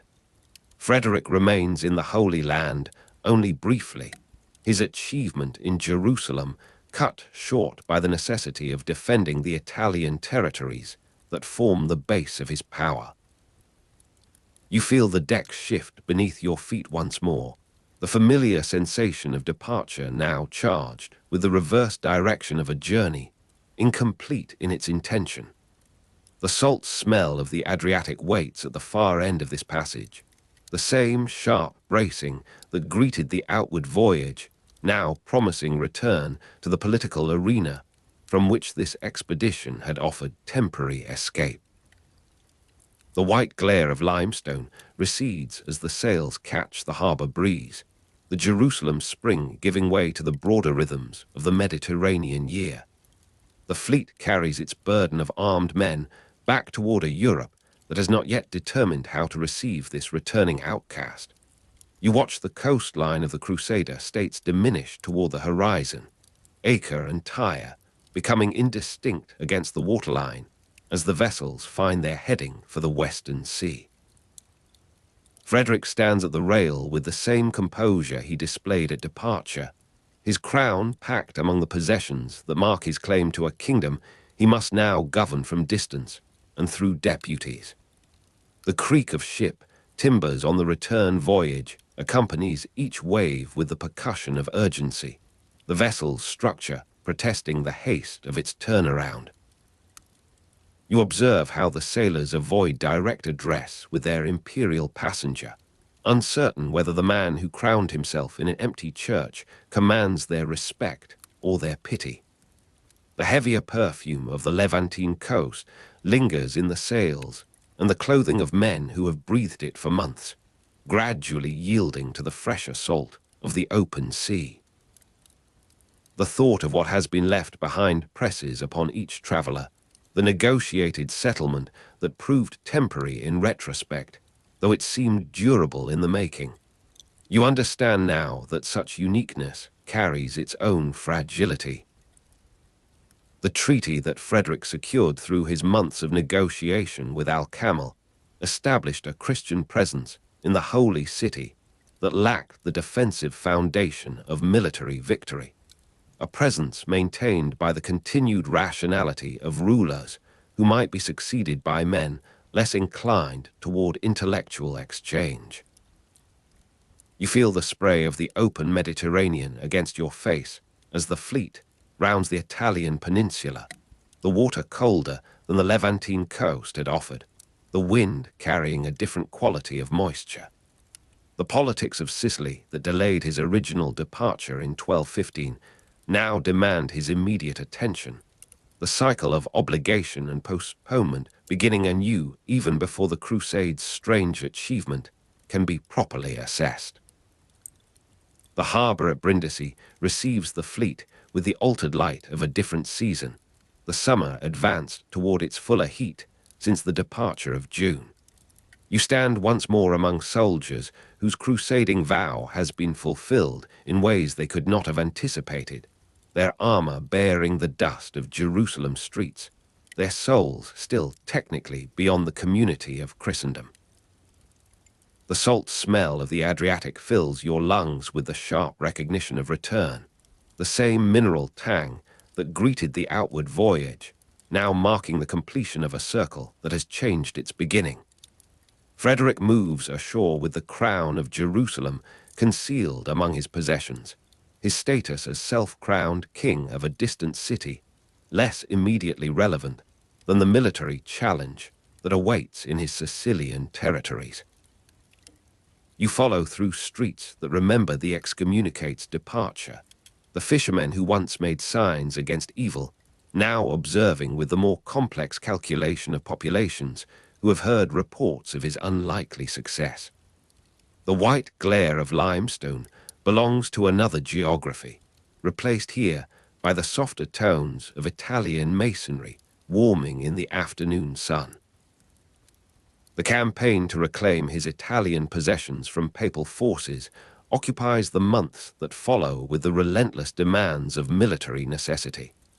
You march with Frederick's army through landscapes that shift between the familiar and the newly contested, each village calculating its allegiance according to the immediate pressure of armed presence. The dry wind off the Judean hills that carried dust, and the scent of wild thyme seems part of another life as you move through the humid valleys of the southern peninsula, the Jerusalem spring receding into memory's less urgent precincts. Frederick's diplomatic correspondence with Al-Kamel continues even amid these domestic crises, the two rulers maintaining their intellectual exchange across the distance that separates their respective responsibilities. You observe the emperor at his correspondence in captured town halls and commandeered monasteries, the same precision of attention that negotiated the Treaty of Jaffa, now applied to the management of allies and the undermining of enemies. The hollow echo of footsteps in the Church of the Holy Sepulchre during the solitary coronation visits your memory at odd moments, the strange dignity of that self-administered ritual contrasting with the mundane calculations of Italian power politics. The years pass with their accumulation of conflict and temporary resolution, Frederick's reign continuing its pattern of ambitious achievement and institutional resistance. You follow the reports from the East with the particular attention of one who has witnessed what others merely read about, the negotiated settlement that proved temporary, revealing its fragility in the unfolding of events. Jerusalem fell to Muslim forces again in 1244, the city that Frederick recovered through reason rather than force, proving impossible to hold against rulers who did not share Al-Kamel's intellectual curiosity or political calculation. The news reaches you in a chamber where the afternoon light falls with the same angle it held in Jerusalem's streets, the white glare of limestone replaced by the softer illumination of Italian plaster, yet the connection persists across the years and the geography. You taste dates offered in remembrance of that distant negotiation, their sweetness grown more intense with the knowledge of what followed, the water that accompanied them drawn from wells that know nothing of the Holy Land's particular mineral signature. The emperor ages with the gradual accumulation of years that time imposes upon all who survive their own ambitions. You observe him in his later councils, The man who sailed from Brindisi in June 1228 as an excommunicate, still pursuing the complex balance of power that his nature demanded. Frederick had promised to undertake a crusade, and though he fulfilled that promise in ways that no one had anticipated, the fulfillment itself became subject to the same processes of reversal that govern all human achievement. The Treaty of Jaffa that gave Christians control of Jerusalem, Bethlehem, Nazareth, and a corridor to the coast is remembered in historical documents, though the physical places eventually returned to other jurisdictions and other histories. The two rulers who shared intellectual interests and mutual respect, despite their religious opposition, have both passed into the record that outlives personal memory, their correspondence preserved in archives that fewer and fewer scholars visit. The final passages of Frederick's life unfold with the same complexity that characterized his existence. The man who crowned himself King of Jerusalem in the Church of the Holy Sepulchre on 18 March 1229, pursuing his ambitions until ambition itself yields to the final equality of mortality. You stand at a distance from his deathbed, aware that you have witnessed something that the conventional narratives of crusading history struggle to accommodate, a victory achieved through patience and intellect in an era that valued force and immediate assertion. The creak of ship, timbers on the return voyage from the Holy Land still sounds in your memory, urgent with news of papal invasion that shaped the remainder of the emperor's career. The salt smell of the Adriatic and the heavier perfume of the Levantine coast have both yielded to the enclosed air of this final chamber, where physicians and attendants move with the hushed deliberation of those who recognize the approach of ending. The negotiation, rather than military action, that secured the return of Jerusalem in February 1229, a temporary achievement that nonetheless suggested the possibility of a different path through the entrenched oppositions of his age. The night deepens around you as the account finds its natural pause, the fire in the grate settling into embers that glow with the concentrated heat of their final consumption. You have walked through the Jerusalem Spring and the Italian campaigns, through the negotiation tent where dates and water established human continuity, and the empty church where one man placed upon his own head the crown that no priest would touch. Frederick's story continues in the records that preserve it, in the judgments that historians pass upon his methods and his achievements, in the quiet recognition that possibility once existed where later ages have seen only inevitability, and in the sleep that now gathers you toward its own territory of negotiation and temporary peace. The world he tried to hold together was already beginning to slip through his fingers. You are standing now in the Lateran Palace in the autumn of 1227, where Pope Gregory IX has just pronounced the sentence of excommunication against the emperor who returned from Crusade without fulfilling his vow. The heavy scent of sealing wax and incense on papal bulls would soon follow this pronouncement, carried by couriers who understood the weight of parchment, carrying sentences that could unmake a world. Around you, the cardinals move through chambers lit by oil lamps that cast uncertain shadows against frescoes depicting saints and martyrs, their murmured Latin carrying phrases of spiritual damnation that translate readily into temporal consequence. Frederick's conflict with the papacy dominated the later decades of his reign, and you sense this truth in the very air of these rooms, where theological language serves political purpose with practiced fluency. The cold stone beneath your feet has witnessed centuries of such calculations, yet the particular intensity of this moment distinguishes it from the ordinary rhythms of ecclesiastical discipline. You are walking now through the streets of San Germano in the summer of 1230, where the initial excommunication of 1227 was lifted through the Treaty of San Germano, and the negotiations have finally produced their careful compromise. The scratch of hundreds of pens in competing chanceries, producing pages of mutual denunciation, has temporarily given way to the softer sound of agreement being transcribed, though both parties know the pause is tactical rather than genuine. Around you, the imperial and papal delegations exchange courtesies that neither side fully means, their faces composed in expressions of reconciliation that their eyes betray.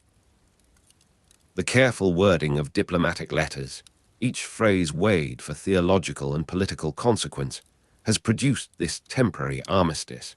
Yet the underlying tension between imperial and papal authority in Italy remained unresolved, waiting only for the next provocation to break into open conflict once more. The flicker of torchlight on faces reading news of deposition, expressions shifting from shock to calculation, belongs to a future still concealed behind the diplomatic pleasantries of this present moment. You feel the warmth of the Italian sun on your shoulders as you move through the piazza, and you notice how the merchants have already begun to adjust their expectations, sensing that peace between emperor and pope is itself a commodity subject to sudden devaluation. The silence of libraries where scholars drafted theological justifications for each side persists through these years of apparent concord, for the learned men in Frederick's employ and in the papal court continue their intellectual preparations for the struggle they know will resume. Frederick's attempts to assert imperial authority in northern Italy brought him into conflict with the communes, those fiercely independent cities whose wealth and military capacity made them formidable obstacles to any power seeking dominion over the peninsula. You are standing now in the council chamber of Milan in the mid-1230s, where the representatives of the Lombard League have gathered to resist imperial claims, their voices rising and falling in the cadences of municipal pride and mutual suspicion. The papacy supported the communes as a counterweight to imperial power, and this alliance of spiritual and temporal interests against the emperor shapes the political geometry of Italy in ways that Frederick cannot ignore. Around you, the banners of the participating cities hang from rafters darkened by generations of political assembly, their silk and embroidery speaking of commercial prosperity that translates directly into military capacity. The cold of Alpine passes, as imperial messengers rode north, would carry appeals and justifications through territories where loyalty to emperor or pope divided communities and families in patterns that would persist for generations. You are seated now in the imperial chancery at Padua in the spring of 1239, where the conflict reignited and Frederick's second excommunication was pronounced anew. The imperial chancery, working through nights to produce counter-propaganda, has already begun its labor, the scribes arriving in shifts to maintain the continuous production of argument and denunciation that Frederick's position requires. Around you, the candles gutter in draughts that find their way through shutters closed against the darkness, and the scratch of quills against prepared parchment provides the undertone to whispered consultations about strategy and wording. The struggle was fought to an unprecedented degree through propaganda and written polemic between chanceries, and you sense the novelty of this warfare in the very atmosphere of this room, where the weapons are phrases and the casualties measured in allegiance and legitimacy rather than blood. The weight of parchment, carrying sentences that could unmake a world, presses upon these men with literal force, the accumulated documents of controversy filling chests and shelves in both Rome and the imperial court. You are walking through the marketplace of Cologne in the winter of 1240, where a papal legate has just read the sentence of excommunication in the cathedral square, and the crowd's reaction divides visibly between those who accept the spiritual authority being exercised and those whose sympathies remain with their absent emperor.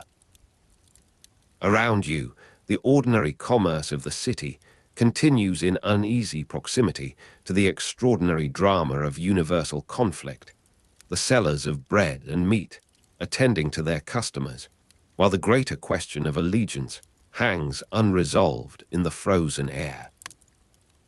You are standing now in the council chamber of Pope Innocent IV at Lyon in the summer of 1245, where the first council of Lyon has convened and Frederick has been formally deposed, the assembled prelates having heard the case against the emperor presented in exhaustive detail. Around you, the bishops in their purple and the theologians in their black listen to the final pronouncement, their faces showing the complex mixture of conviction and accommodation that attends any exercise of power dressed in spiritual language. The deposition declared Frederick a heretic and absolved his subjects of allegiance, and you feel the radical nature of this claim in the stillness that follows its pronouncement, the assertion that spiritual authority may dissolve temporal bonds that have governed human society since the conversion of Constantine. The scratch of hundreds of pens in competing chanceries reaches its crescendo in the months following Lyon, as both sides mobilize their intellectual resources for the war of words that will determine whether deposition can be made actual in the political realm. You are seated now in the study of a Dominican theologian at Paris, where the question of Frederick's legitimacy is being debated in the terms of Aristotelian philosophy and canon law, the abstract categories of potestas and auctoritas applied to the concrete case of a living emperor still commanding armies and collecting taxes. Around you, the autumn light filters through glass that distorts the courtyard below into fragments of color and geometry, and the arguments you overhear move between Latin and the vernacular as the scholars test their formulations against audiences of varying learning. Frederick's response included satirical and learned defenses of imperial authority, and you sense the presence of his ghost in these discussions, the knowledge that somewhere in Italy, a man dismissed as heretic and deposed as monarch continues to compose his replies with the confidence of one who refuses to acknowledge his own annihilation.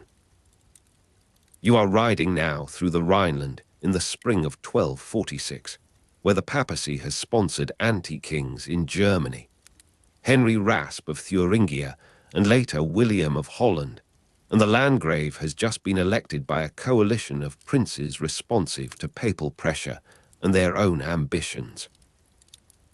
Around you, the villages and towns display their divided loyalties in visible form, some churches proclaiming the new king and others maintaining their allegiance to the excommunicated emperor, whose authority still seems more substantial than the papal nominees.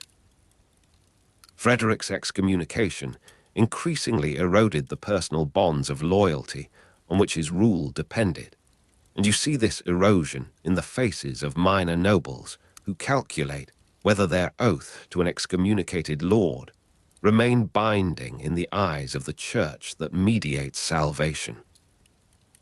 You are standing now in the imperial court at Foggia in the winter of 1247, where Frederick has received news of another military reverse and another defection, yet his demeanor remains composed as he dictates his response to the latest papal initiative.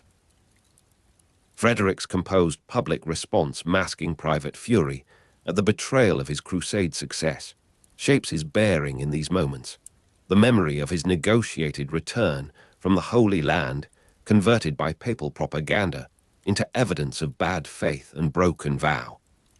Around you, the Sicilian officials move with the quiet efficiency of men serving a monarch whose capacity for anger is legendary, yet whose public face maintains the stoic mask of imperial dignity. The scratch of hundreds of pens in competing chanceries continues through the night in adjoining chambers, the production of counter-argument never ceasing even as military fortune shifts against the imperial cause. The conflict prevented coordinated European response to the Mongol threat, advancing from the east, and this truth haunts the margins of these documents. The awareness that Christian powers consumed by mutual destruction leave themselves vulnerable to an enemy that recognizes no distinction between Pope and Emperor. You are walking through the streets of Lyons in the aftermath of the council, where the merchants and scholars who attended the Great Assembly have begun to disperse, carrying with them the news of Frederick's deposition to the farthest reaches of Christendom. Around you, the Rhone flows past with indifference to the human dramas enacted on its banks, its waters carrying south the debris of a council that has attempted to remake the political order of Europe. Apocalyptic sentiment grew as contemporaries interpreted the struggle as prelude to end times, and you sense this undercurrent in the conversations you overhear. The speculation about whether the mutual destruction of spiritual and temporal authority might signal the approach of the last judgment that both Pope and Emperor invoke in their propaganda. The propaganda war dehumanized Frederick as Antichrist and beast from the Book of Revelation, and this characterization has entered the common currency of political discourse, the complex human ruler reduced to symbolic function in a narrative of cosmic conflict. You are standing on the walls of Parma in the summer of 1248, where the imperial forces have suffered a catastrophic defeat, and the captured imperial insignia will be sent to Rome as tangible proof that the man deposed at Lyon no longer commands effective power. Around you, the smoke of burning suburbs rises against the sky, and the wounded cry out in the streets where victory and defeat have changed places with bewildering speed.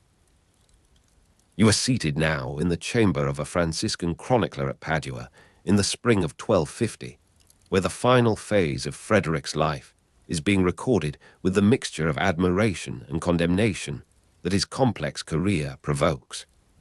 Around you, the afternoon light falls across open books whose pages show the erasure and revision that accompany any attempt to fix historical truth in narrative form. The scratch of hundreds of pens in competing chanceries has by now produced a literature so vast that no single reader could encompass it, the written record of conflict becoming itself a terrain of contestation.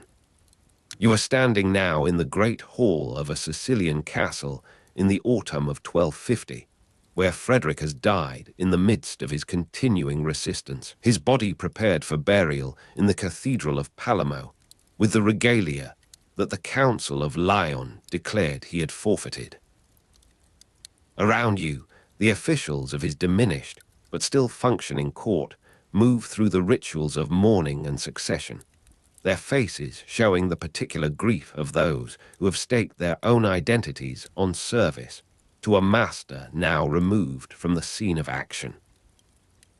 The spectacle of two universal powers, spiritual and temporal, tearing Christendom between them, has reached its temporary conclusion in the death of one protagonist. Yet the structural tension that produced this conflict remains embedded in the political theology of medieval Europe, awaiting only the next occasion for its activation. You are walking now through the archives of the Vatican in a later century, where the documents of this struggle have been preserved with the care that institutions devote to their own legitimating histories. Around you, the dust of centuries settles on bindings that still preserve the urgency of their original composition, the passionate arguments for papal supremacy and imperial autonomy, now reduced to historical curiosity. You are standing now in a study where the accumulated scholarship of generations has produced interpretations that shift with the methodological fashions of successive academic generations, each reading of Frederick and the papacy reflecting the concerns of its own moment. Around you, the books line the walls in patterns that suggest both the continuity and the fragmentation of historical understanding. The same events subjected to Marxist and Catholic and nationalist and postmodern interpretations with bewildering variety. You are moving now through the twilight of this narrative, as the specific density of Frederick's world gives way to the more general recognitions that sleep narration permits. Around you, the room in which you listen assumes the qualities of the spaces described, the comfortable present borrowing something of the gravity of past conflicts without requiring their resolution. You are lying now in the comfort that this narrative has gradually prepared, the second-person address having done its work of placement and immersion, the task of maintaining attention through sensory specificity, giving way to the permission for consciousness to soften and disperse. Around you, the last traces of historical particularity dissolve into the broader atmosphere of rest, the pen scratching against parchment becoming the sound of breathing, the cold of alpine passes becoming the cool of evening air through an open window. The cold of alpine passes as imperial messengers rode north, the heavy scent of sealing wax and incense on papal bulls arriving in German cities, the scratch of hundreds of pens in competing chanceries. These sensory anchors have completed their function of grounding the narrative in bodily experience, and they repeat now with the gentleness of lullaby, their content familiar enough to require no analysis, their rhythm sufficient to accompany the descent into sleep. Around you, the last resistance of waking thought yields to the broader currents of rest, the historical personages who occupied these paragraphs releasing their hold on your attention as the narrative voice itself softens toward the whisper that is its natural terminus. You are drifting now across the boundary where narrative ends and sleep begins, the second-person address having become indistinguishable from the self-awareness that dissolves in dreams, the room around you and the rooms described in the text having merged in the darkness behind closed eyes. The morning light enters the harbor at Naples through a haze of salt and wood smoke, and you are walking among the first students who have answered Frederick's invitation to his new university in the year 1224. The cobblestones beneath your boots are still dark with yesterday's rain, and the air carries the particular freshness of a port city awakening. Around you, young men from Paris and Bologna and distant Cairo move toward lecture halls that did not exist 3 years prior, their satchels heavy with the instruments of learning. Frederick founded the University of Naples in 1224 to train administrators for his Sicilian bureaucracy, and the proof of his intention surrounds you in the measured bustle of an institution still finding its rhythm. The university was granted privileges designed to attract students from across Europe, and those privileges have drawn these particular footsteps through streets where peddlers now sell ink and quills alongside fish and rope. You pass beneath an archway where stonemasons have left their chisels in ordered rows, and the corridor beyond opens into a courtyard where a lecture is already in progress. The voice of the instructor carries with the flat cadence of a man reciting Aristotle in translation, and you find a place at the rear where the morning light falls in a parallelogram across the stone floor. The murmur of students in this new lecture hall, their accents from Paris, Bologna, Cairo, creates a texture of sound unlike anything this building has previously contained. A young man to your left scratches notes onto wax, his stylus catching the light each time he lifts it. The smell of fresh ink and new parchment in the Naples scriptorium will come later, when the copying begins in earnest, but already you can detect the preparation for it in the resinous tang of new wooden desks and the mineral scent of freshly ground lampblack. The emperor's scientific interests were used by papal propaganda to suggest irreligion, yet nothing in this orderly scene suggests heresy, only the patient accumulation of knowledge that any administrator might require. The lecture continues, and you notice among the students a figure older than the rest, seated with the straight-backed patience of a man who has commanded armies, yet now bends to the discipline of listening. Frederick's personal involvement in scientific inquiry was documented by contemporaries, and you suspect without confirmation that this might be the emperor himself attending incognito, his beard perhaps trimmed, his clothing exchanged for the sober dress of a prosperous merchant. The particular silence of concentration, when a man accustomed to command instead listens and learns settles over this older student, as the discussion turns to the calculation of taxes owed from harvest yields.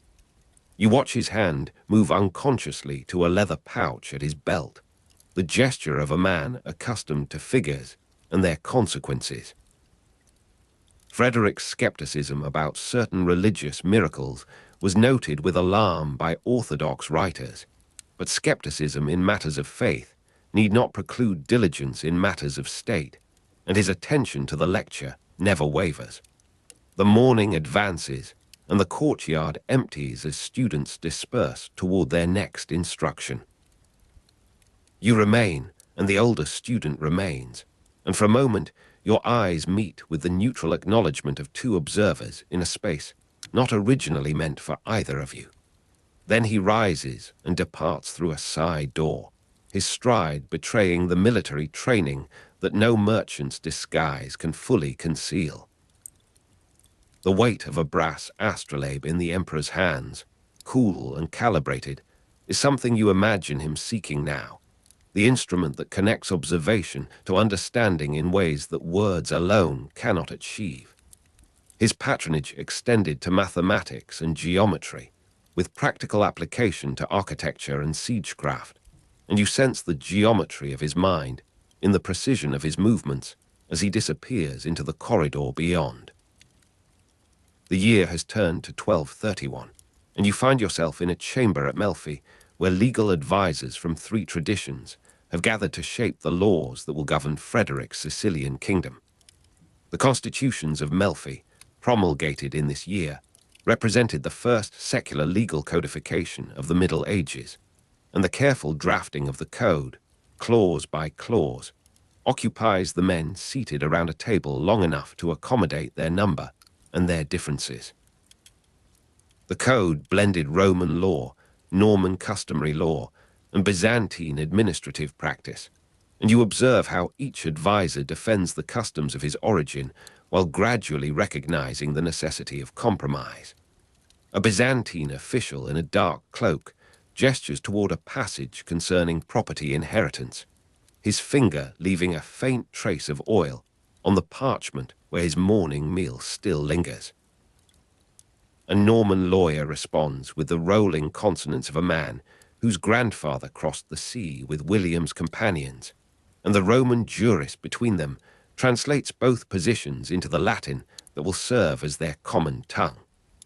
The chamber receives light from windows placed high in the walls, and dust moves in the shafts of illumination with the slowness of something that has nowhere particular to go. You stand near a column where the afternoon heat gathers, and from an adjacent room, the scratch of abacus beads during fiscal calculations punctuates the legal discussion, Treasury officials verifying the practical implications of each proposed clause. Frederick himself enters after some hours, no longer incognito, and takes a seat at the head of the table with the familiarity of a man who has followed this process through its earlier stages in other chambers. He questions the efficacy of trial by ordeal and other traditional judicial practices, and you observe the advisors exchange glances of varying comfort as the emperor proposes methods of proof that rely upon evidence rather than divine intervention. The tension between his empirical approach and medieval reverence for authority was characteristic, and it manifests here in the careful negotiations between what has been done and what might be done better. Evening comes, and the advisors depart to their lodgings with sheafs of corrected text. Frederick remains, and you remain, and the silence of the chamber settles around you like sediment in a vessel left undisturbed. He reads aloud a passage concerning the rights of sailors shipwrecked upon his coast, his voice hoarse with the day's use, and you hear how the words shape themselves to his understanding, how the law becomes personal in the mouth of its originator. The precise geometry of solar observations, instruments catching the Sicilian light, belongs to another room in this same palace, but the same precision informs his reading, the same attention to the exact placement of each term. He sets down the parchment and rubs his eyes, and for a moment you see not the emperor but the scholar, the man who would know rather than merely decree. The season has shifted to the hawk migrations of autumn, and you stand in a mew constructed for the purpose on the slopes of Etna, where Frederick has come to test a question that occupies his thought. A private experiment with hawks, testing whether they hunted by sight or scent, unfolds in the prepared space before you. The emperor has ordered sewn leather hoods for several birds, and assistants have prepared meat concealed in ways that might deceive one sense but not another.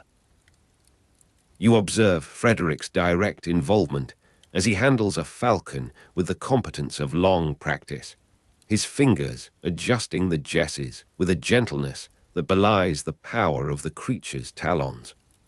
The bird's eye, visible at the edge of the hood, regards him with the flat indifference of a predator accustomed to human service, but not human understanding. The experiment proceeds through the morning, and Frederick records results with his own hand in a ledger whose pages are already half filled with similar observations. His interest in astronomy was practical, seeking improved prediction for political and medical purposes, and you recognize the same practicality in these notes on avian behavior, the same refusal to accept inherited explanation without verification. The cold air moves across your face as the wind shifts down from the mountain's heights, carrying the mineral scent of volcanic stone and the distant suggestion of snow that will not arrive for weeks yet. A hawk released without its hood circles and returns to the lure, and Frederick marks the result with a notation that seems to satisfy some private standard of proof. He speaks to an assistant about the preparation of another trial, his Latin precise, his patience apparently inexhaustible. The emperor maintained correspondence with scholars across the Mediterranean, and you imagine the letters that will carry news of this experiment to men who conduct similar trials in other climates, with other species, building by such accumulation the slow structure of reliable knowledge. The year is not precisely fixed, but the light suggests a decade's passage since the university's founding, and you find yourself in a scriptorium where the translation of an Arabic treatise on optics proceeds under imperial patronage. His court employed translators to render Arabic and Greek scientific texts into Latin, and the men before you demonstrate the difficulty of that task, their consultation audible in the low exchange of Arabic and Latin, and the occasional intervention of a Greek speaker who resolves an ambiguity neither of the others can address. Frederick enters, his step slower than you remember from the university's first years, and takes a seat where the light falls favorably upon the page. The translation of the Arabic treatise on optics begins with the voice of a young scholar whose Arabic bears the accent of Toledo, where he learned the language from Muslim instructors. The emperor listens with his head tilted slightly back, his eyes indeed closed, though you observe the tension in his jaw that suggests active attention rather than rest. The text describes the behavior of light passing through glass of varying thickness, and the reader pauses where the Arabic original presents difficulties, the translators consulting in lowered voices before the Latin version resumes.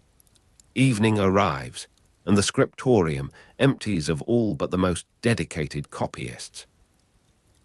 Frederick remains, and you remain, and the murmur of students in that first lecture hall, their accents from Paris, Bologna, Cairo, seems to echo from the past, from the founding moment that this later scene both continues and transforms. The dictation of letters to Muslim scholars inquiring about astronomical observations occupies the final hour of this evening, and you observe how Frederick's dictation to a secretary combines the forms of Latin correspondence with the substance of scientific collaboration. The letters dictated now continue that practice, inquiring about observations of a comet whose appearance has been reported from multiple locations, seeking the data that might permit calculation of its path and nature. The secretary's pen moves with the trained speed of long practice, and Frederick pauses between phrases, constructing his Latin with the care of a man who understands that precision in language serves precision in thought. The chamber cools as the night advances, and a servant enters with additional lamps whose flames gutter in the draught from the doorway. The scratch of abacus beads during fiscal calculations for the kingdom has ceased from the treasury rooms below, and only the secretary's pen and the emperor's voice disturb the silence. The particular silence of concentration seems to have reversed itself, Frederick now speaking rather than receiving, yet the quality of attention remains the same discipline of mind applied to the composition of inquiry rather than the reception of knowledge. You observe the aging emperor's continued insistence on examining evidence before accepting conclusions in the careful qualifications he dictates, his refusal to commit to any interpretation of the comet until further observations arrive. He dismisses the secretary with a gesture learned in youth and maintained through decades of command, and for a moment you are alone with him in the lamplight, the unfinished letter upon the desk between you. The night deepens, and Frederick moves to a window where the sky has cleared sufficiently to reveal certain stars. The weight of the brass astrolabe returns as he retrieves the instrument from a case and aligns it with the visible horizon, his movements slowed by age, but not by uncertainty. The precise geometry of solar observations gives way now to the geometry of stellar observation, the same principles applied to different objects, the same patience brought to bear upon a different portion of the sky. The emperor lowers the astrolabe and stands motionless at the window, his profile outlined against the lesser darkness of the sky beyond. The founding energy of 1224 seems impossibly distant now, exhausted by the accumulated years of struggle and suspicion. The constitutions of Melfi, promulgated in 1231, represented the first secular legal codification of the Middle Ages, and you recall the chamber where those laws were shaped, the patience of their construction, the hope embedded in their clauses. The cold air moves across your face from the window's aperture, and Frederick seems to feel it too, turning from his observation with the careful movement of a man whose joints have stiffened in the night chill. He returns the astrolabe to its case, the leather worn smooth by decades of handling, the brass darkened by the oils of his fingers. His intellectual legacy survived in manuscripts and in the memory of a ruler who read rather than merely commanded, and you sense the weight of that survival in the case's placement upon the shelf, the deliberate ordering of instruments that will outlast the hand that used them. The smell of fresh ink and new parchment seems to linger even here, the trace of a life spent in the company of texts, the translation of foreign thought into familiar language. The emperor extinguishes the lamps with his own hand, a final gesture of the evening, and the darkness that follows is complete, the stars through the window providing the only illumination. You stand in this darkness, and Frederick stands, and the silence extends without urgency, without the need to fill it with further purpose. The scratch of abacus beads, the murmur of students in that first lecture hall, all the sounds of his creation seem to gather in this silence, the accumulated texture of a life spent in the construction of systems that might persist beyond its end. The particular silence of concentration has become, in these final years, something more permanent, a quality of being that no longer requires the contrast of command to define itself. The emperor moves toward his rest, and you remain in the darkness of the chamber, the instruments of his inquiry arranged around you in their cases and bindings. The privileges granted to attract students from across Europe still operate in the legal memory of institutions descended from this first creation. The weight of the brass astrolabe persists in the instruments of later observers, the same brass shaped to the same purposes, the same geometry applied to the same sky. The night advances toward morning, and in the darkness you sense the slow accumulation of what will survive, the manuscripts and instruments and legal codes that will carry this name forward through centuries of misunderstanding and partial recovery. The precise geometry of solar observations will be repeated by other hands in other centuries, the same patience brought to the same questions, the same refusal to accept easy answers. The first suggestion of dawn enters through the window where Frederick stood, and the chamber gradually reveals itself, the instruments upon their shelves, the unfinished letter upon the desk, the case of the astrolabe with its worn leather. The cold air moves across your face with the freshness of approaching morning, and you understand that your presence here has been temporary, a gift of attention extended across the centuries to a man who valued attention above all other qualities. The translators and copyists will resume their labor when you have departed, the accumulation of knowledge proceeding by its own momentum. The murmur of students in lecture halls will fill the hours of the coming day, and the emperor's founding purpose will continue in their learning, their transformation into the administrators he envisioned. You move toward the door, and the chamber releases you with the same indifference with which it received you, the same commitment to purposes larger than any single presence. The scratch of abacus beads resumes somewhere below, the ordinary business of governance continuing through the transition of night to day. The particular silence of concentration has become your own silence now, your own capacity for attention that has carried you through these hours in the company of a mind, unlike your own, yet temporarily, generously, made accessible through the medium of narrative and the hospitality of imaginative placement. The corridor beyond leads toward the morning, toward the harbor where ships from across the Mediterranean unload their cargoes of thought and commerce, toward the streets where Frederick's University continues its patient operation. The harbor opens before you, and the morning is full upon the water, the ships at their moorings, the merchants beginning their daily negotiations. You stand at the harbor at dawn, and the air carries the salt freshness of the sea and the particular promise of a day not yet shaped by its events. You remain at the harbor as the morning advances, the activity around you increasing with the sun's ascent. The weight of the brass astrolabe seems to persist in the instruments carried by certain ships, the tools of navigation that make such voyages possible, the geometry that permits the calculation of position and the prediction of arrival.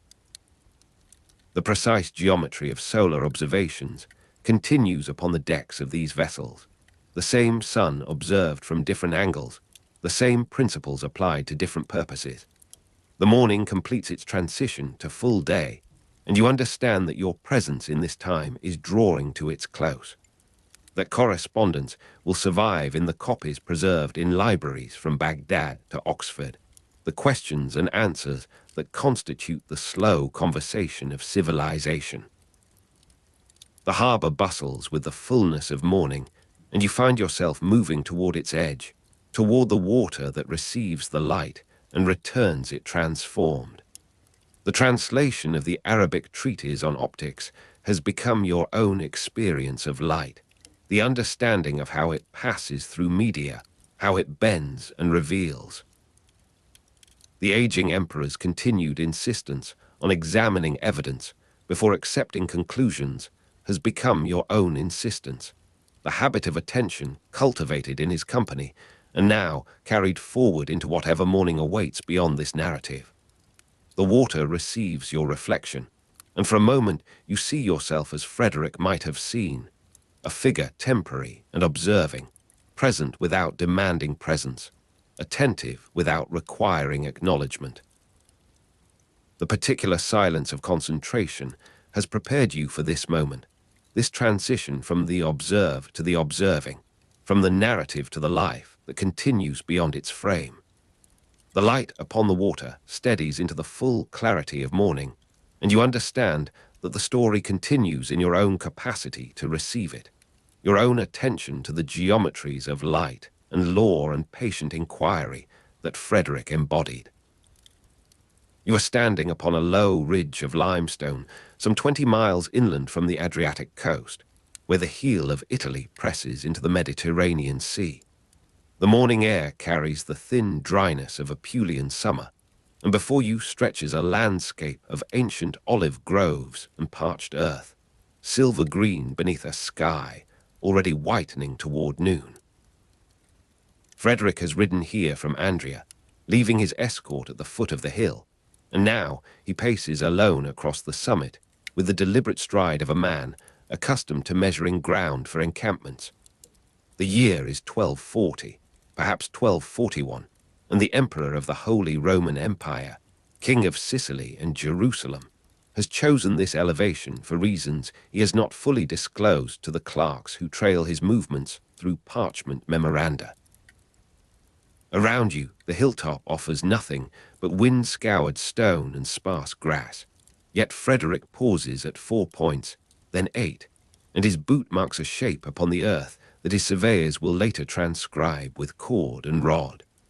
The light falls horizontally at this hour, catching the pale honey color of the exposed limestone in long bands of warmth against shadow. You feel the grit of dust between your fingers where you have pressed your hand to the ground, and the taste of that same dust lies faint and mineral upon your tongue. A hawk turns in the middle distance, its cry thinned by altitude, and somewhere below, the bells of a village church reach upward in fragments. Frederick's shadow stretches octagonal across the stone, though he does not yet know this word in the way his builders will speak it, as geometry made authority. He has constructed an extensive network of castles across southern Italy and Sicily, and this site near Andria in Apulia will become the most architecturally significant of them all. The precision of its construction will suggest to future scholars close imperial oversight of the design, a mind that moved between battlefield and blueprint with unsettling ease. The master masons arrive through the autumn of 1241 and the spring that follows, summoned by imperial writ from quarries in Lombardy, from the ruined classical sites of Campania, from the Arab-influenced workshops of Sicily, where Frederick's father had once employed craftsmen of 3 faiths. You watch them make their slow ascent from the coastal road, carts laden with iron tools and wooden templates, with lead sheets and colored tesserae that will lie wrapped in cloth for years before finding their place upon a floor.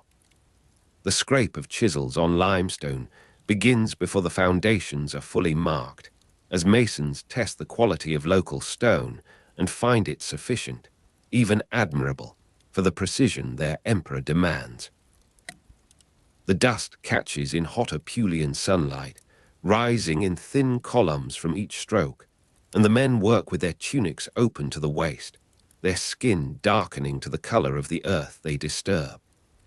Among them walks a master from the workshops of Catania, where Frederick's Castel Ursino rises already above the harbor, its massiveness learned from Norman precedents and imperial Roman memory. Another has traveled from the castle complexes at Lucera, situated in a region where Frederick settled Muslim soldiers loyal to his cause, and this man carries techniques of vaulting learned in a multicultural garrison where Arabic numerals mingled with Latin contracts. The architectural synthesis of Frederick's buildings mirrors the cultural synthesis of his court, and you observe how these men pause at day's end to gesture across the incomplete tracing, arguing in hybrid dialects the geometry of a tower's springing. The geometric shadow cast by octagonal towers at midday does not yet exist, yet you see it prefigured in their pointing fingers, in the shadows their bodies make upon the dust. The laying of foundation stones occurs in the cool of an April morning, 1242, when Frederick has returned from the renewed conflict with the papacy that consumes his final years. You stand at the eastern angle as the first block is lowered into its bed of fresh mortar, and the smell rises pungent and lime-sharp, catching in the throat with the same immediacy as the taste of dust on the tongue during construction.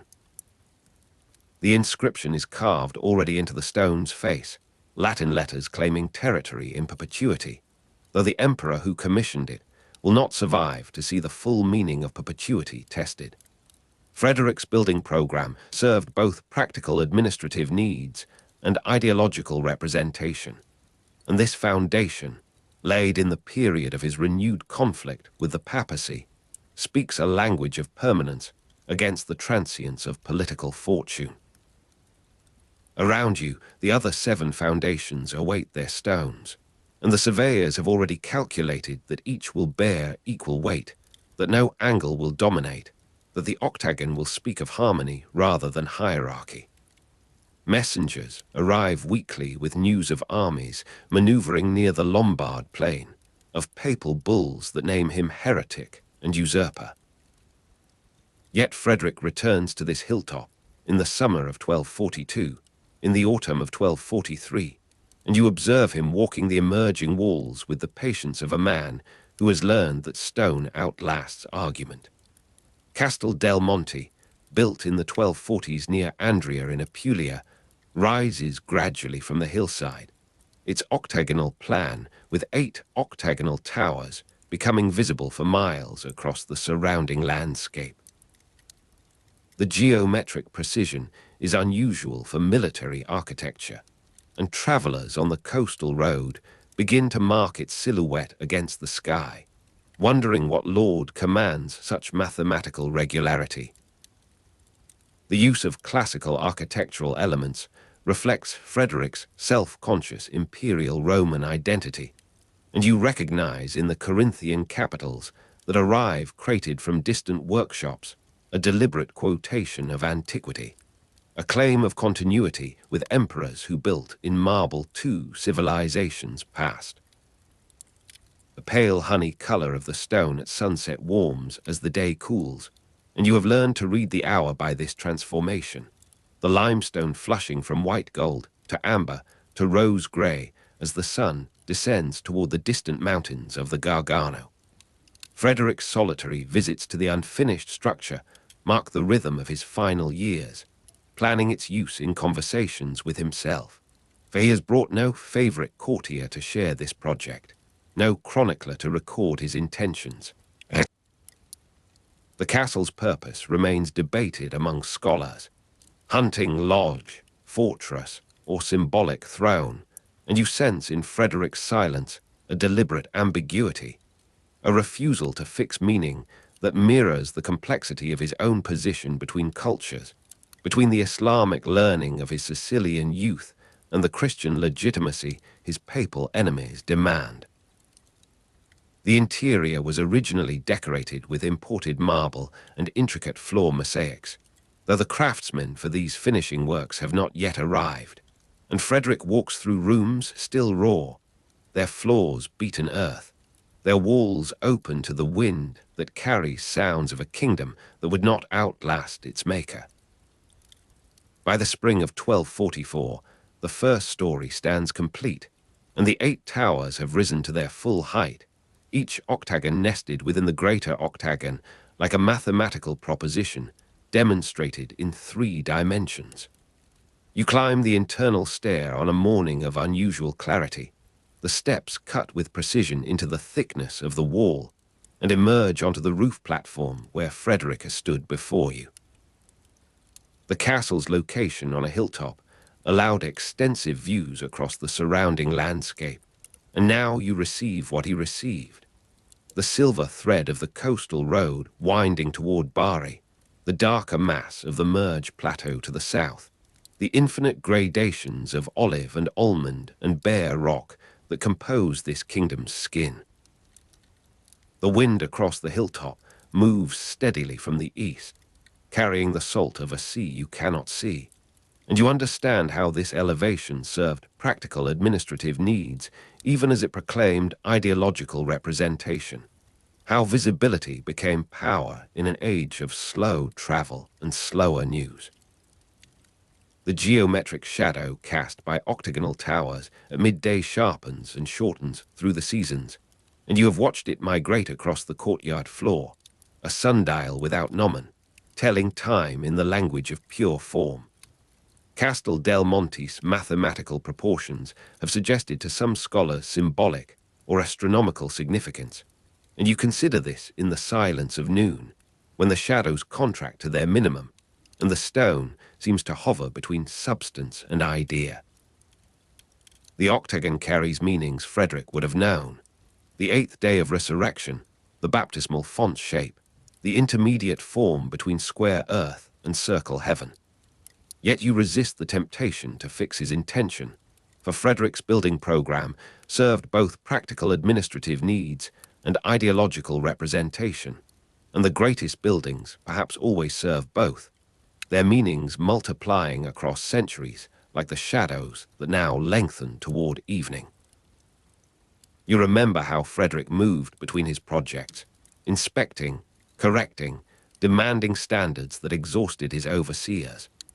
The Lucera castle was situated in a region where Frederick settled Muslim soldiers loyal to his cause, and its walls enclosed a colony of Arabic speakers who prayed toward Mecca while serving a Christian emperor, whose Arabic was fluent and whose trust in these men exceeded his trust in his co-religionists. The architectural synthesis of his buildings mirrors the cultural synthesis of his court, and you find in Castel del Monte's hybrid vocabulary the classical column, the Gothic vault, the Islamic-inspired water system, a physical embodiment of an empire that existed more fully in stone than in any single political moment. The survival of these structures preserves Frederick's physical imprint on the southern Italian landscape, and you trace that imprint now in the weathered ashlar, in the survival of inscription where wind has not yet erased the imperial name. The completion of the castle in the last years of his life approaches through 1248 and 1249, when Frederick's power has begun its irreversible diminishment, when the Papal Alliance has found a military leader capable of defeating his armies in the field. You watch the final stones set in the upper works, the crenellations that crown each tower, the delicate carving of window surrounds that speak of an interior elegance never fully realized. The vast silence of the completed halls, designed for an emperor who never settled, begins to gather now, for the craftsmen have departed, the scaffolds are struck, and the rooms await a habitation that will not come in Frederick's lifetime. The ships bearing luxuries from Constantinople, from the quarries of Proconnesus, have been diverted by war and by the emperor's diminishing credit. You walk through chambers where the floors remain rough, where walls prepared for revetment stand naked, and the pale honey color of the stone at sunset warms as the day cools, forgiving in its glow the incompleteness of human intention. Frederick's solitary visits to the unfinished structure continue even as his realm contracts, even as the castles of his northern Italian allies fall one by one to papal forces. You observe him in the autumn of 1249, standing at a window embrasure where no glass has been set, feeling the wind move across his face with the same indifference it shows to emperor and stone alike. The precision of its construction suggests close imperial oversight of the design, and you sense in its completion a last assertion of order against the chaos of his final years, a geometry held against the entropy of war and excommunication and the slow betrayal of allies. Perhaps in this final visit, He imagined himself into that continuity with emperors who had built in marble 2 civilizations past, the last of a line that had begun with Augustus, that would end with him in the world's estimation, if not in fact. The scrape of chisels on limestone has ceased now, and the dust that caught in hot Apulian sunlight has settled into the crevices of the courtyard, into the folds of abandoned workmen's clothing, into the memory of a building season that will not return. The smell of fresh mortar lingers still in the enclosed spaces, mingling with the older dryness of stone exposed to weather, and you taste this compound upon the tongue as you move through the empty passages. Castel del Monte stands, complete in its structure, if not in its finishing, its octagonal plan with 8 octagonal towers, a geometric precision unusual for military architecture, visible for miles across the surrounding landscape as a statement that requires no army to enforce. The geometric shadow cast by octagonal towers at midday falls now upon bare ground, upon unfinished paving, upon the absence of the emperor who paced these angles into existence. You emerge onto the roof platform in the late afternoon of an autumn day, perhaps in 1250, perhaps earlier, for time moves differently in the presence of buildings that outlast their makers. The wind across the hilltop carries sounds of a kingdom that would not outlast its maker, distant bells, the passage of a cart on the coastal road, the eternal cicada song of Apulian evening. You understand now how the ideological function of Frederick's building program has surpassed its practical administrative purpose. How this castle, that may never have served as hunting lodge, fortress, or symbolic throne in his lifetime, has become instead a monument to the very possibility of such multiplicity. The castle's purpose remains debated among scholars, and you permit this debate its continuation, for meaning that is fixed is meaning that has died, and Frederick's legacy lies in the questions his buildings continue to pose. The vast silence of the completed halls receives you now as it has received all visitors since Frederick's death in December of 1250, at Castel Fiorentino, not here, not in the geometry he had paced into the earth. Fragments of the interior decoration survive in the records of later travelers, in the descriptions of antiquarians who found color still vivid where sunlight had not penetrated, who traced patterns of classical and oriental derivation in floors now stripped bare. You consider the sun's path through these windows, the moons rising over particular towers, the possibility that Frederick intended a celestial observatory, a terrestrial model of cosmic order, a stone hymn to the harmony of spheres. You have watched the stone's transformation enough times now to anticipate each gradation, its response to light, becoming a kind of companionship in solitude.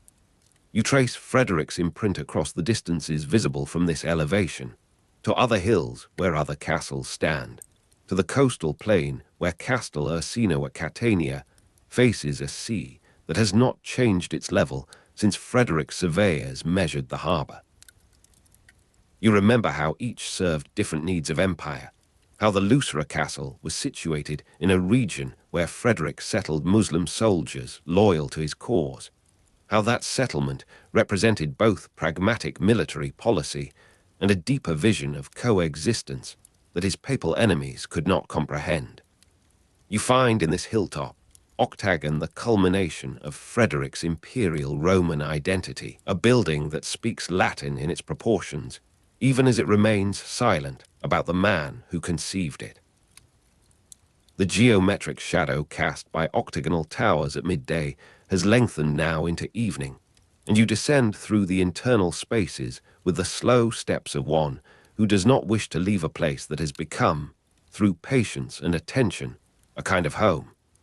Frederick constructed an extensive network of castles across southern Italy and Sicily, and this, the most architecturally significant, stands as the final testament to an ambition that exceeded any single life's capacity for fulfillment.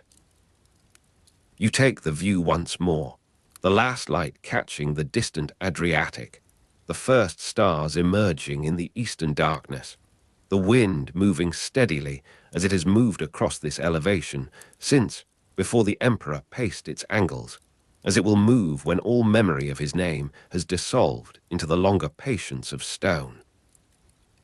You honor the precision of its construction in your own attention, the way you have learned to notice the slight asymmetries that betray human execution of mathematical intention, the individual chisel marks where masons corrected their course through limestone of varying density.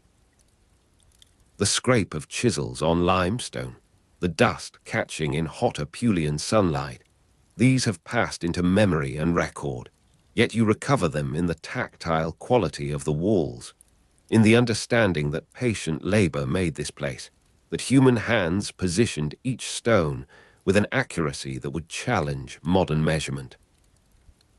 You stand at last in the courtyard as full darkness gathers, the octagonal wellhead a darker shape against the paving, the sky a depth of blue-black in which stars emerge with the clarity that only elevation and distance from lamplight permit. The vast silence of the completed halls has become absolute, broken only by your own breathing, by the wind's passage through openings that were never glazed, by the remote bark of a shepherd's dog in the valley below.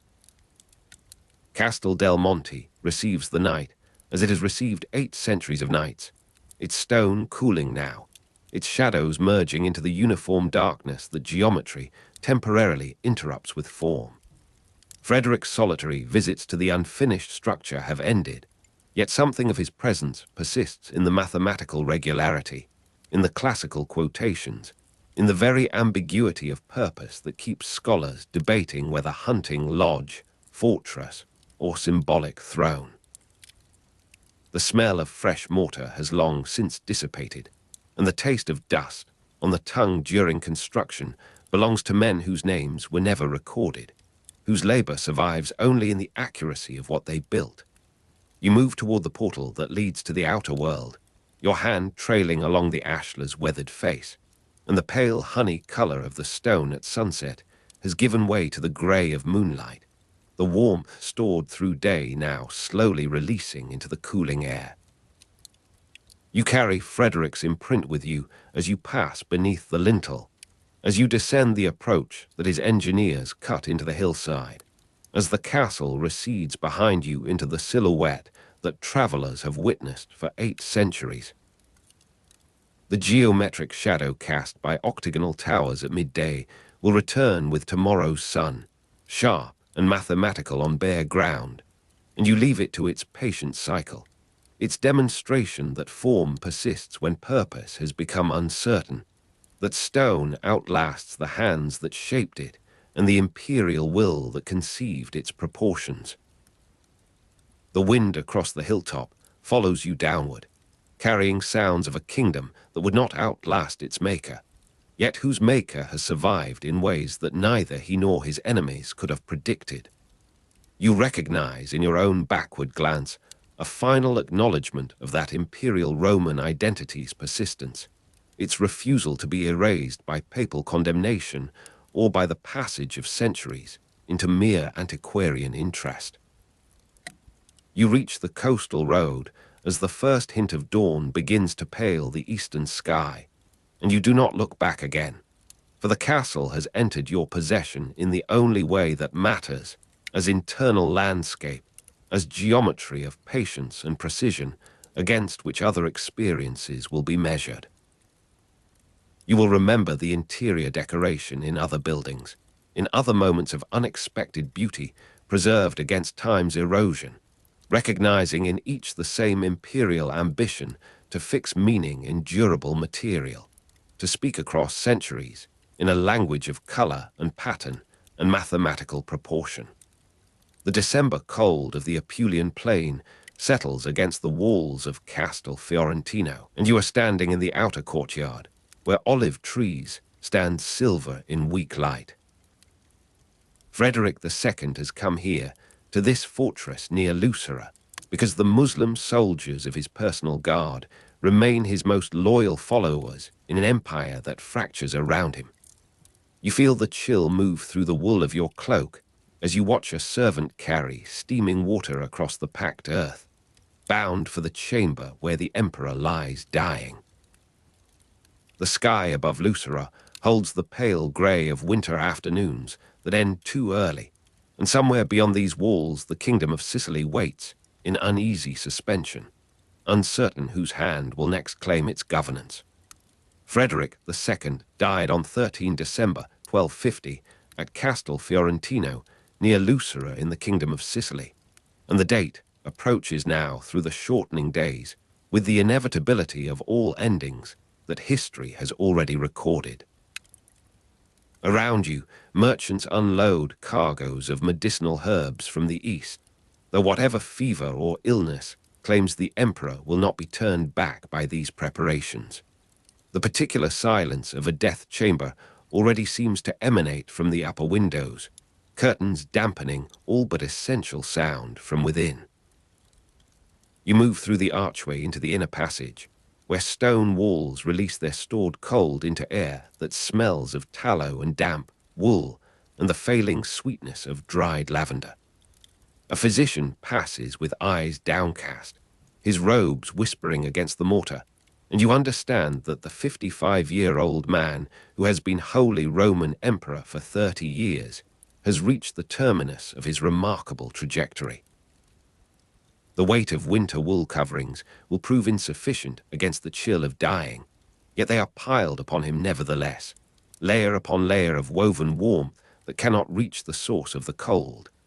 He has known for months that papal forces press upon his remaining territories with renewed military and political determination.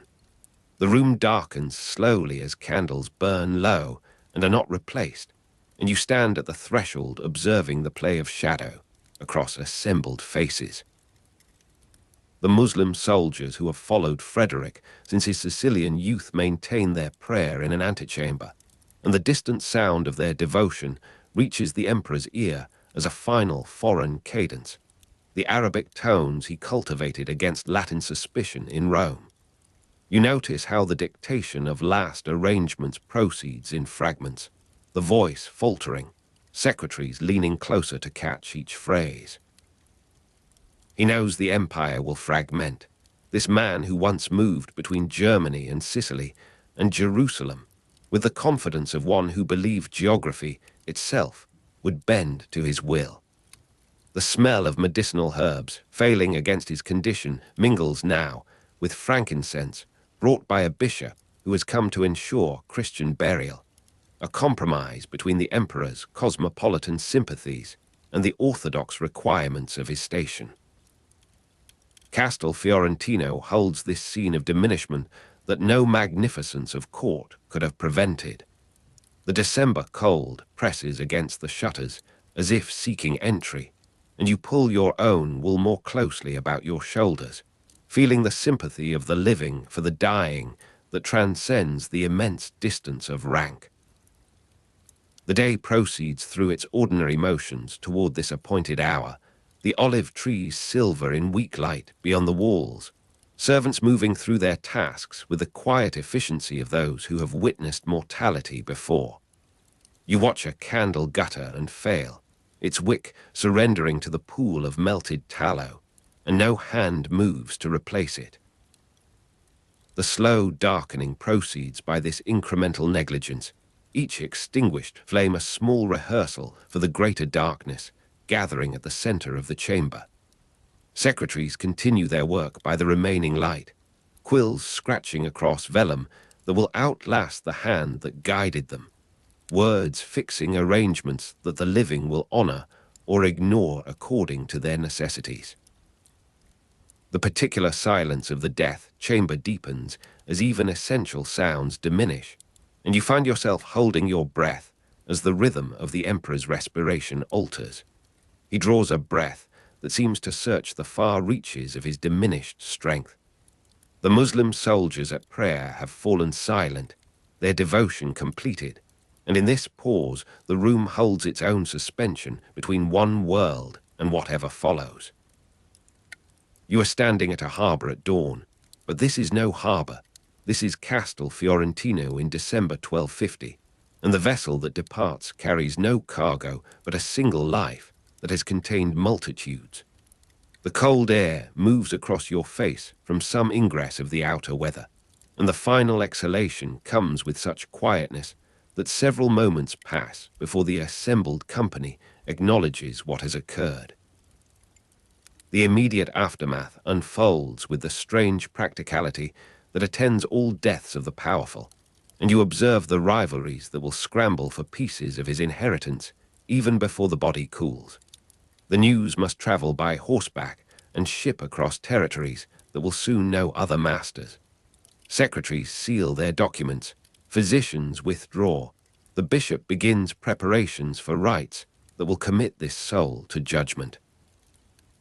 You move through corridors where winter wool coverings have been stripped from the bed, where the smell of medicinal herbs lingers as the only trace of the long struggle against whatever claimed him.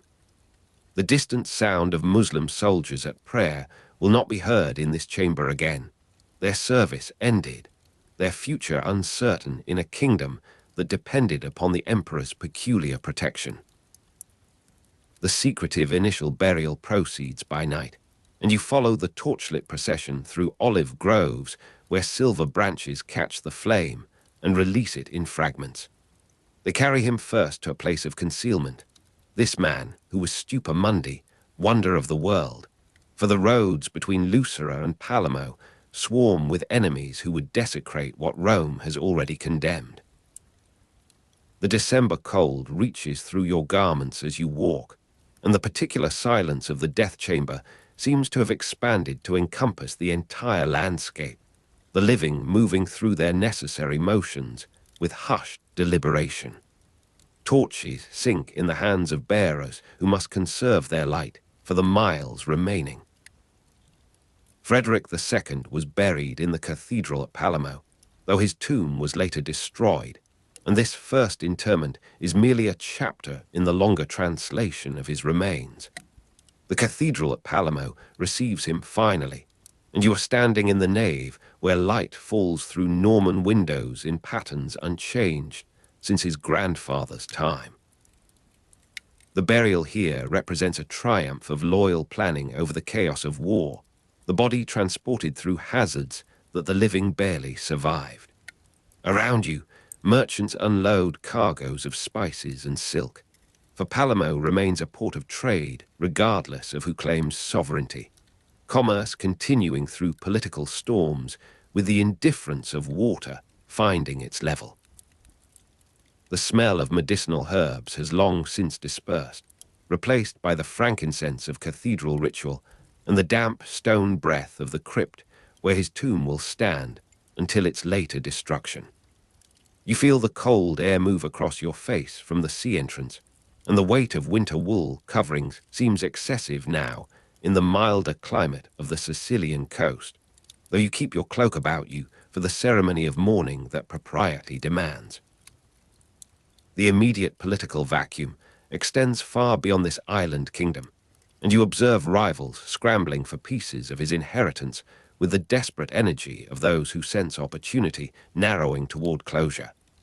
His son, Conrad IV, survived him briefly as king, but died in 1254, leaving the imperial throne vacant, and the 4 years between father and son seem hardly sufficient to establish any continuity of rule. Another son, Manfred, ruled Sicily until his death at Benevento in 1266, and you trace these diminishing returns across the map of territories that Frederick once governed as a coherent whole. The distant sound of Muslim soldiers at prayer has been replaced by the clash of arms at Benevento, where Manfred falls in battle against the Angevin invasion, and the particular silence of a death chamber seems to follow this family with the persistence of curse or fate. The Hohenstaufen line ended with Conradin, executed by Charles of Anjou in 1268 at age 16, and the boy's youth makes his end the most pitiable of all, the final extinguishing of a dynasty that had burned with such intensity across 2 centuries. The December cold returns to your imagination as you consider this succession of deaths. For Conradin died in the same season as his great-grandfather, though in the public square at Naples, rather than in the private chamber at Lucera. The slow darkening of their fortunes proceeded across these decades, with the inevitability that Frederick anticipated in his last arrangements, knowing the empire would fragment. The smell of medicinal herbs failing against his condition seems now a figure for all the remedies that failed this family, the alliances unconsummated, the battles unwon, the papal enmity unrelenting. The 48 years between that death and Conradin's execution measure the span of a dynasty's dissolution. The papal propaganda immediately intensified its demonization of the deceased emperor, and you observe the machinery of sanctified hatred grinding its grist across the months following the burial at Palermo. Frederick's death marked the conventional beginning of the late Middle Ages for German historians, and this periodization reflects more than chronological convenience, for it acknowledges the rupture that is passing, represented in the medieval imagination of universal monarchy. The cold air moves across your face as you stand in the scriptorium, where monks copy the letters that transform a complex man into a figure of apocalyptic evil. The wonder of the world become wonder of the world's corruption. Around you, merchants unload cargoes of paper and ink, for the production of polemic requires its own materials, and the market responds to demand with the neutrality of commerce. The weight of winter wool coverings seems suddenly oppressive in the closeness of the copying room, and you step into the passage where the particular silence of the death chamber seems almost preferable to the scratching of so many quills engaged in posthumous destruction. The legend of his survival persisted, and you follow the trail of multiple false Fredericks appearing from the late 13th century with the fascination that attends all collective refusals of death. The first emerges in Germany within a decade of the reported demise, claiming to have escaped the tomb through miraculous or diabolical means, and the credence given to such impostors measures the incompleteness of the emperor's ending in the popular mind. You are standing at a harbour at dawn, and a ship arrives with news that Frederick lies in concealment, preparing his return, and the rumour spreads through the ports with the velocity that only hope can impart. The December cold of the Apulian plain seems distant now, yet you feel its persistence in these German hills where the false Fredericks gather their followings, the olive trees silver in weak light, transmuted to forests of oak and pine where fugitive emperors might hide. The slow darkening of each impostor's credibility proceeds as candles burn low and are not replaced, and no hand moves to restore the light of this persistent delusion. The reputation among contemporaries as Stupor Mundi contrasted with papal condemnation, and you observe this duality persisting beyond the immediate polemics into the longer assessments of subsequent generations. The span of his reign accumulated materials for contradictory interpretation. The same acts read as wisdom or presumption according to the reader's allegiance. The distant sound of Muslim soldiers at prayer becomes in retrospect a symbol of his cosmopolitanism or his apostasy, and the particular silence of the death chamber at Castel Fiorentino offers no resolution of these competing readings. You move through archives where documents rest in their folders, the smell of medicinal herbs long since replaced by the dust of centuries, and the particular mustiness of stored parchment. The weight of winter wool coverings has been folded away in chests, the garments of mourning stored against future deaths that will require their reappearance. The German humanists of the Renaissance preferred his grandfather Barbarossa, diminishing Frederick's memory, and you trace this preference through the printed books that emerged from the new presses with their orderly columns and humanist typefaces. Barbarossa offered the simpler narrative of German nationalism, the emperor who drowned in the East, whose body was never found, whose return was promised in the hour of greatest need. Frederick II, with his Sicilian birth, his Arabic courtiers, his papal excommunication, his philosophical speculations, resisted this comfortable categorization. The cold air moves across your face in the library where you turn these pages, and the December cold of the Apulian plain seems to have followed you through centuries into this chamber of Renaissance scholarship. The slow darkening of Frederick's reputation proceeds as candles burn low, though here they are replaced, for the humanists read by adequate light, their judgments formed in the clarity they cultivated against medieval obscurity. The Italian nationalist historiography of the Risorgimento reclaimed him as a symbol of unified secular power, and you observe this reclamation proceeding across the 19th century with the energy of political purpose. His death became in these readings merely a temporary setback in the longer trajectory of Italian unification, the precursor of Garibaldi and Cavour, and the final expulsion of foreign domination. Around you, merchants unload cargoes of printed propaganda, the new steam presses producing volumes that will place Frederick at the head of an Italian tradition he would not have recognized. The smell of medicinal herbs has been entirely replaced by the sharper scent of printer's ink and the binding glue of industrial manufacture.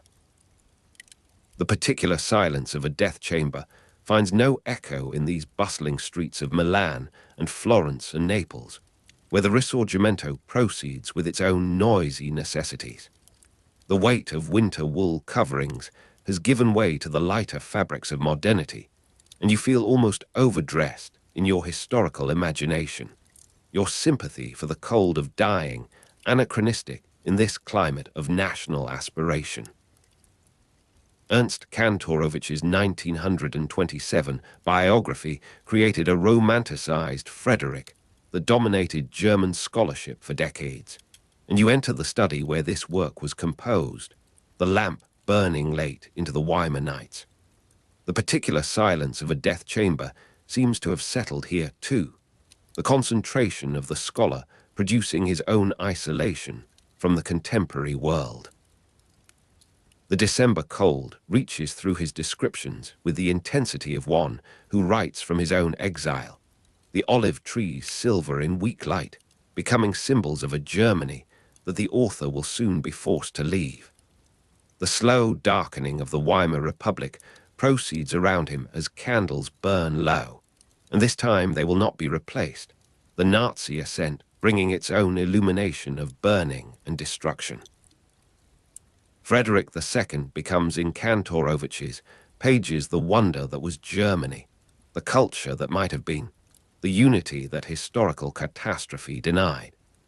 Modern historiography has gradually moved toward more balanced assessment of his achievements and failures, and you observe this correction proceeding with the methodological discipline that distinguishes contemporary scholarship from its predecessors. The distant sound of Muslim soldiers at prayer is analyzed now for what it reveals about court politics rather than religious deviation. The particular arrangement at Lucera understood as pragmatic governance rather than personal exoticism. You move through conference rooms where papers are delivered, the smell of medicinal herbs entirely absent, replaced by the coffee of academic ritual and the synthetic climate control of international hotels. The cold air moves across your face from the ventilation system, and the weight of winter wool coverings has been shed for the business casual of professional exchange. The facts of his age and reign are repeated now with the careful qualification that accompanies all mature historical understanding, the recognition that complexity resists the simplifying passions of earlier interpreters. The slow darkening of the room returns you to Castel Fiorentino, and you are standing once more in the chamber where candles burn low and are not replaced. The final illness at Lucera, surrounded by the Muslim soldiers who remained his most loyal followers, resolves into the particularity of a death that no historiography can fully recover, the consciousness extinguished in its own irreducible singularity. The date holds its place in the calendar with the stubborn factuality that outlasts all interpretation. The December cold of the Apulian plain, the olive trees silver in weak light, the smell of medicinal herbs failing against whatever fever or illness claimed him, the distant sound of Muslim soldiers at prayer as a final foreign cadence in his ear, the weight of winter wool coverings insufficient against the chill of dying, the slow darkening as candles burn low and are not replaced.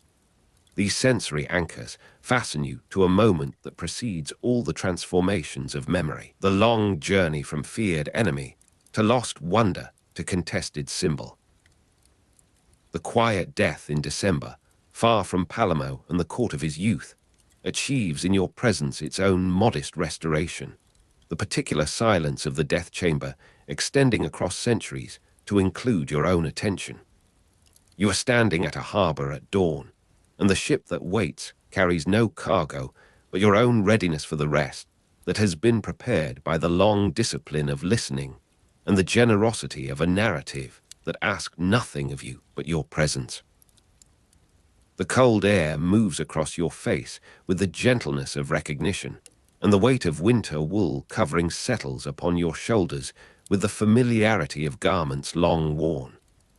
Around you, merchants unload their cargoes, but their activity has grown distant, muffled, the particular silence expanding to encompass the entire scene.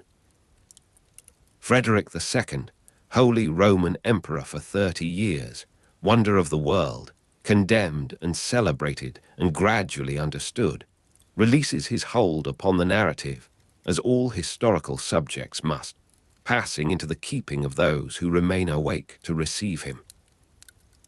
The slow darkening proceeds, and you find yourself at the threshold between listening and sleep, the voice that has carried you thus far continuing its even measure, even as your own attention loosens, drifts, surrenders to the deeper rhythms that await beyond the final sentence, beyond the last naming of Castel Fiorentino in December, beyond the olive trees silver in weak light, into the particular silence that is not death, but its gentler cousin, the rest that has been prepared, and that now receives you without condition or remainder.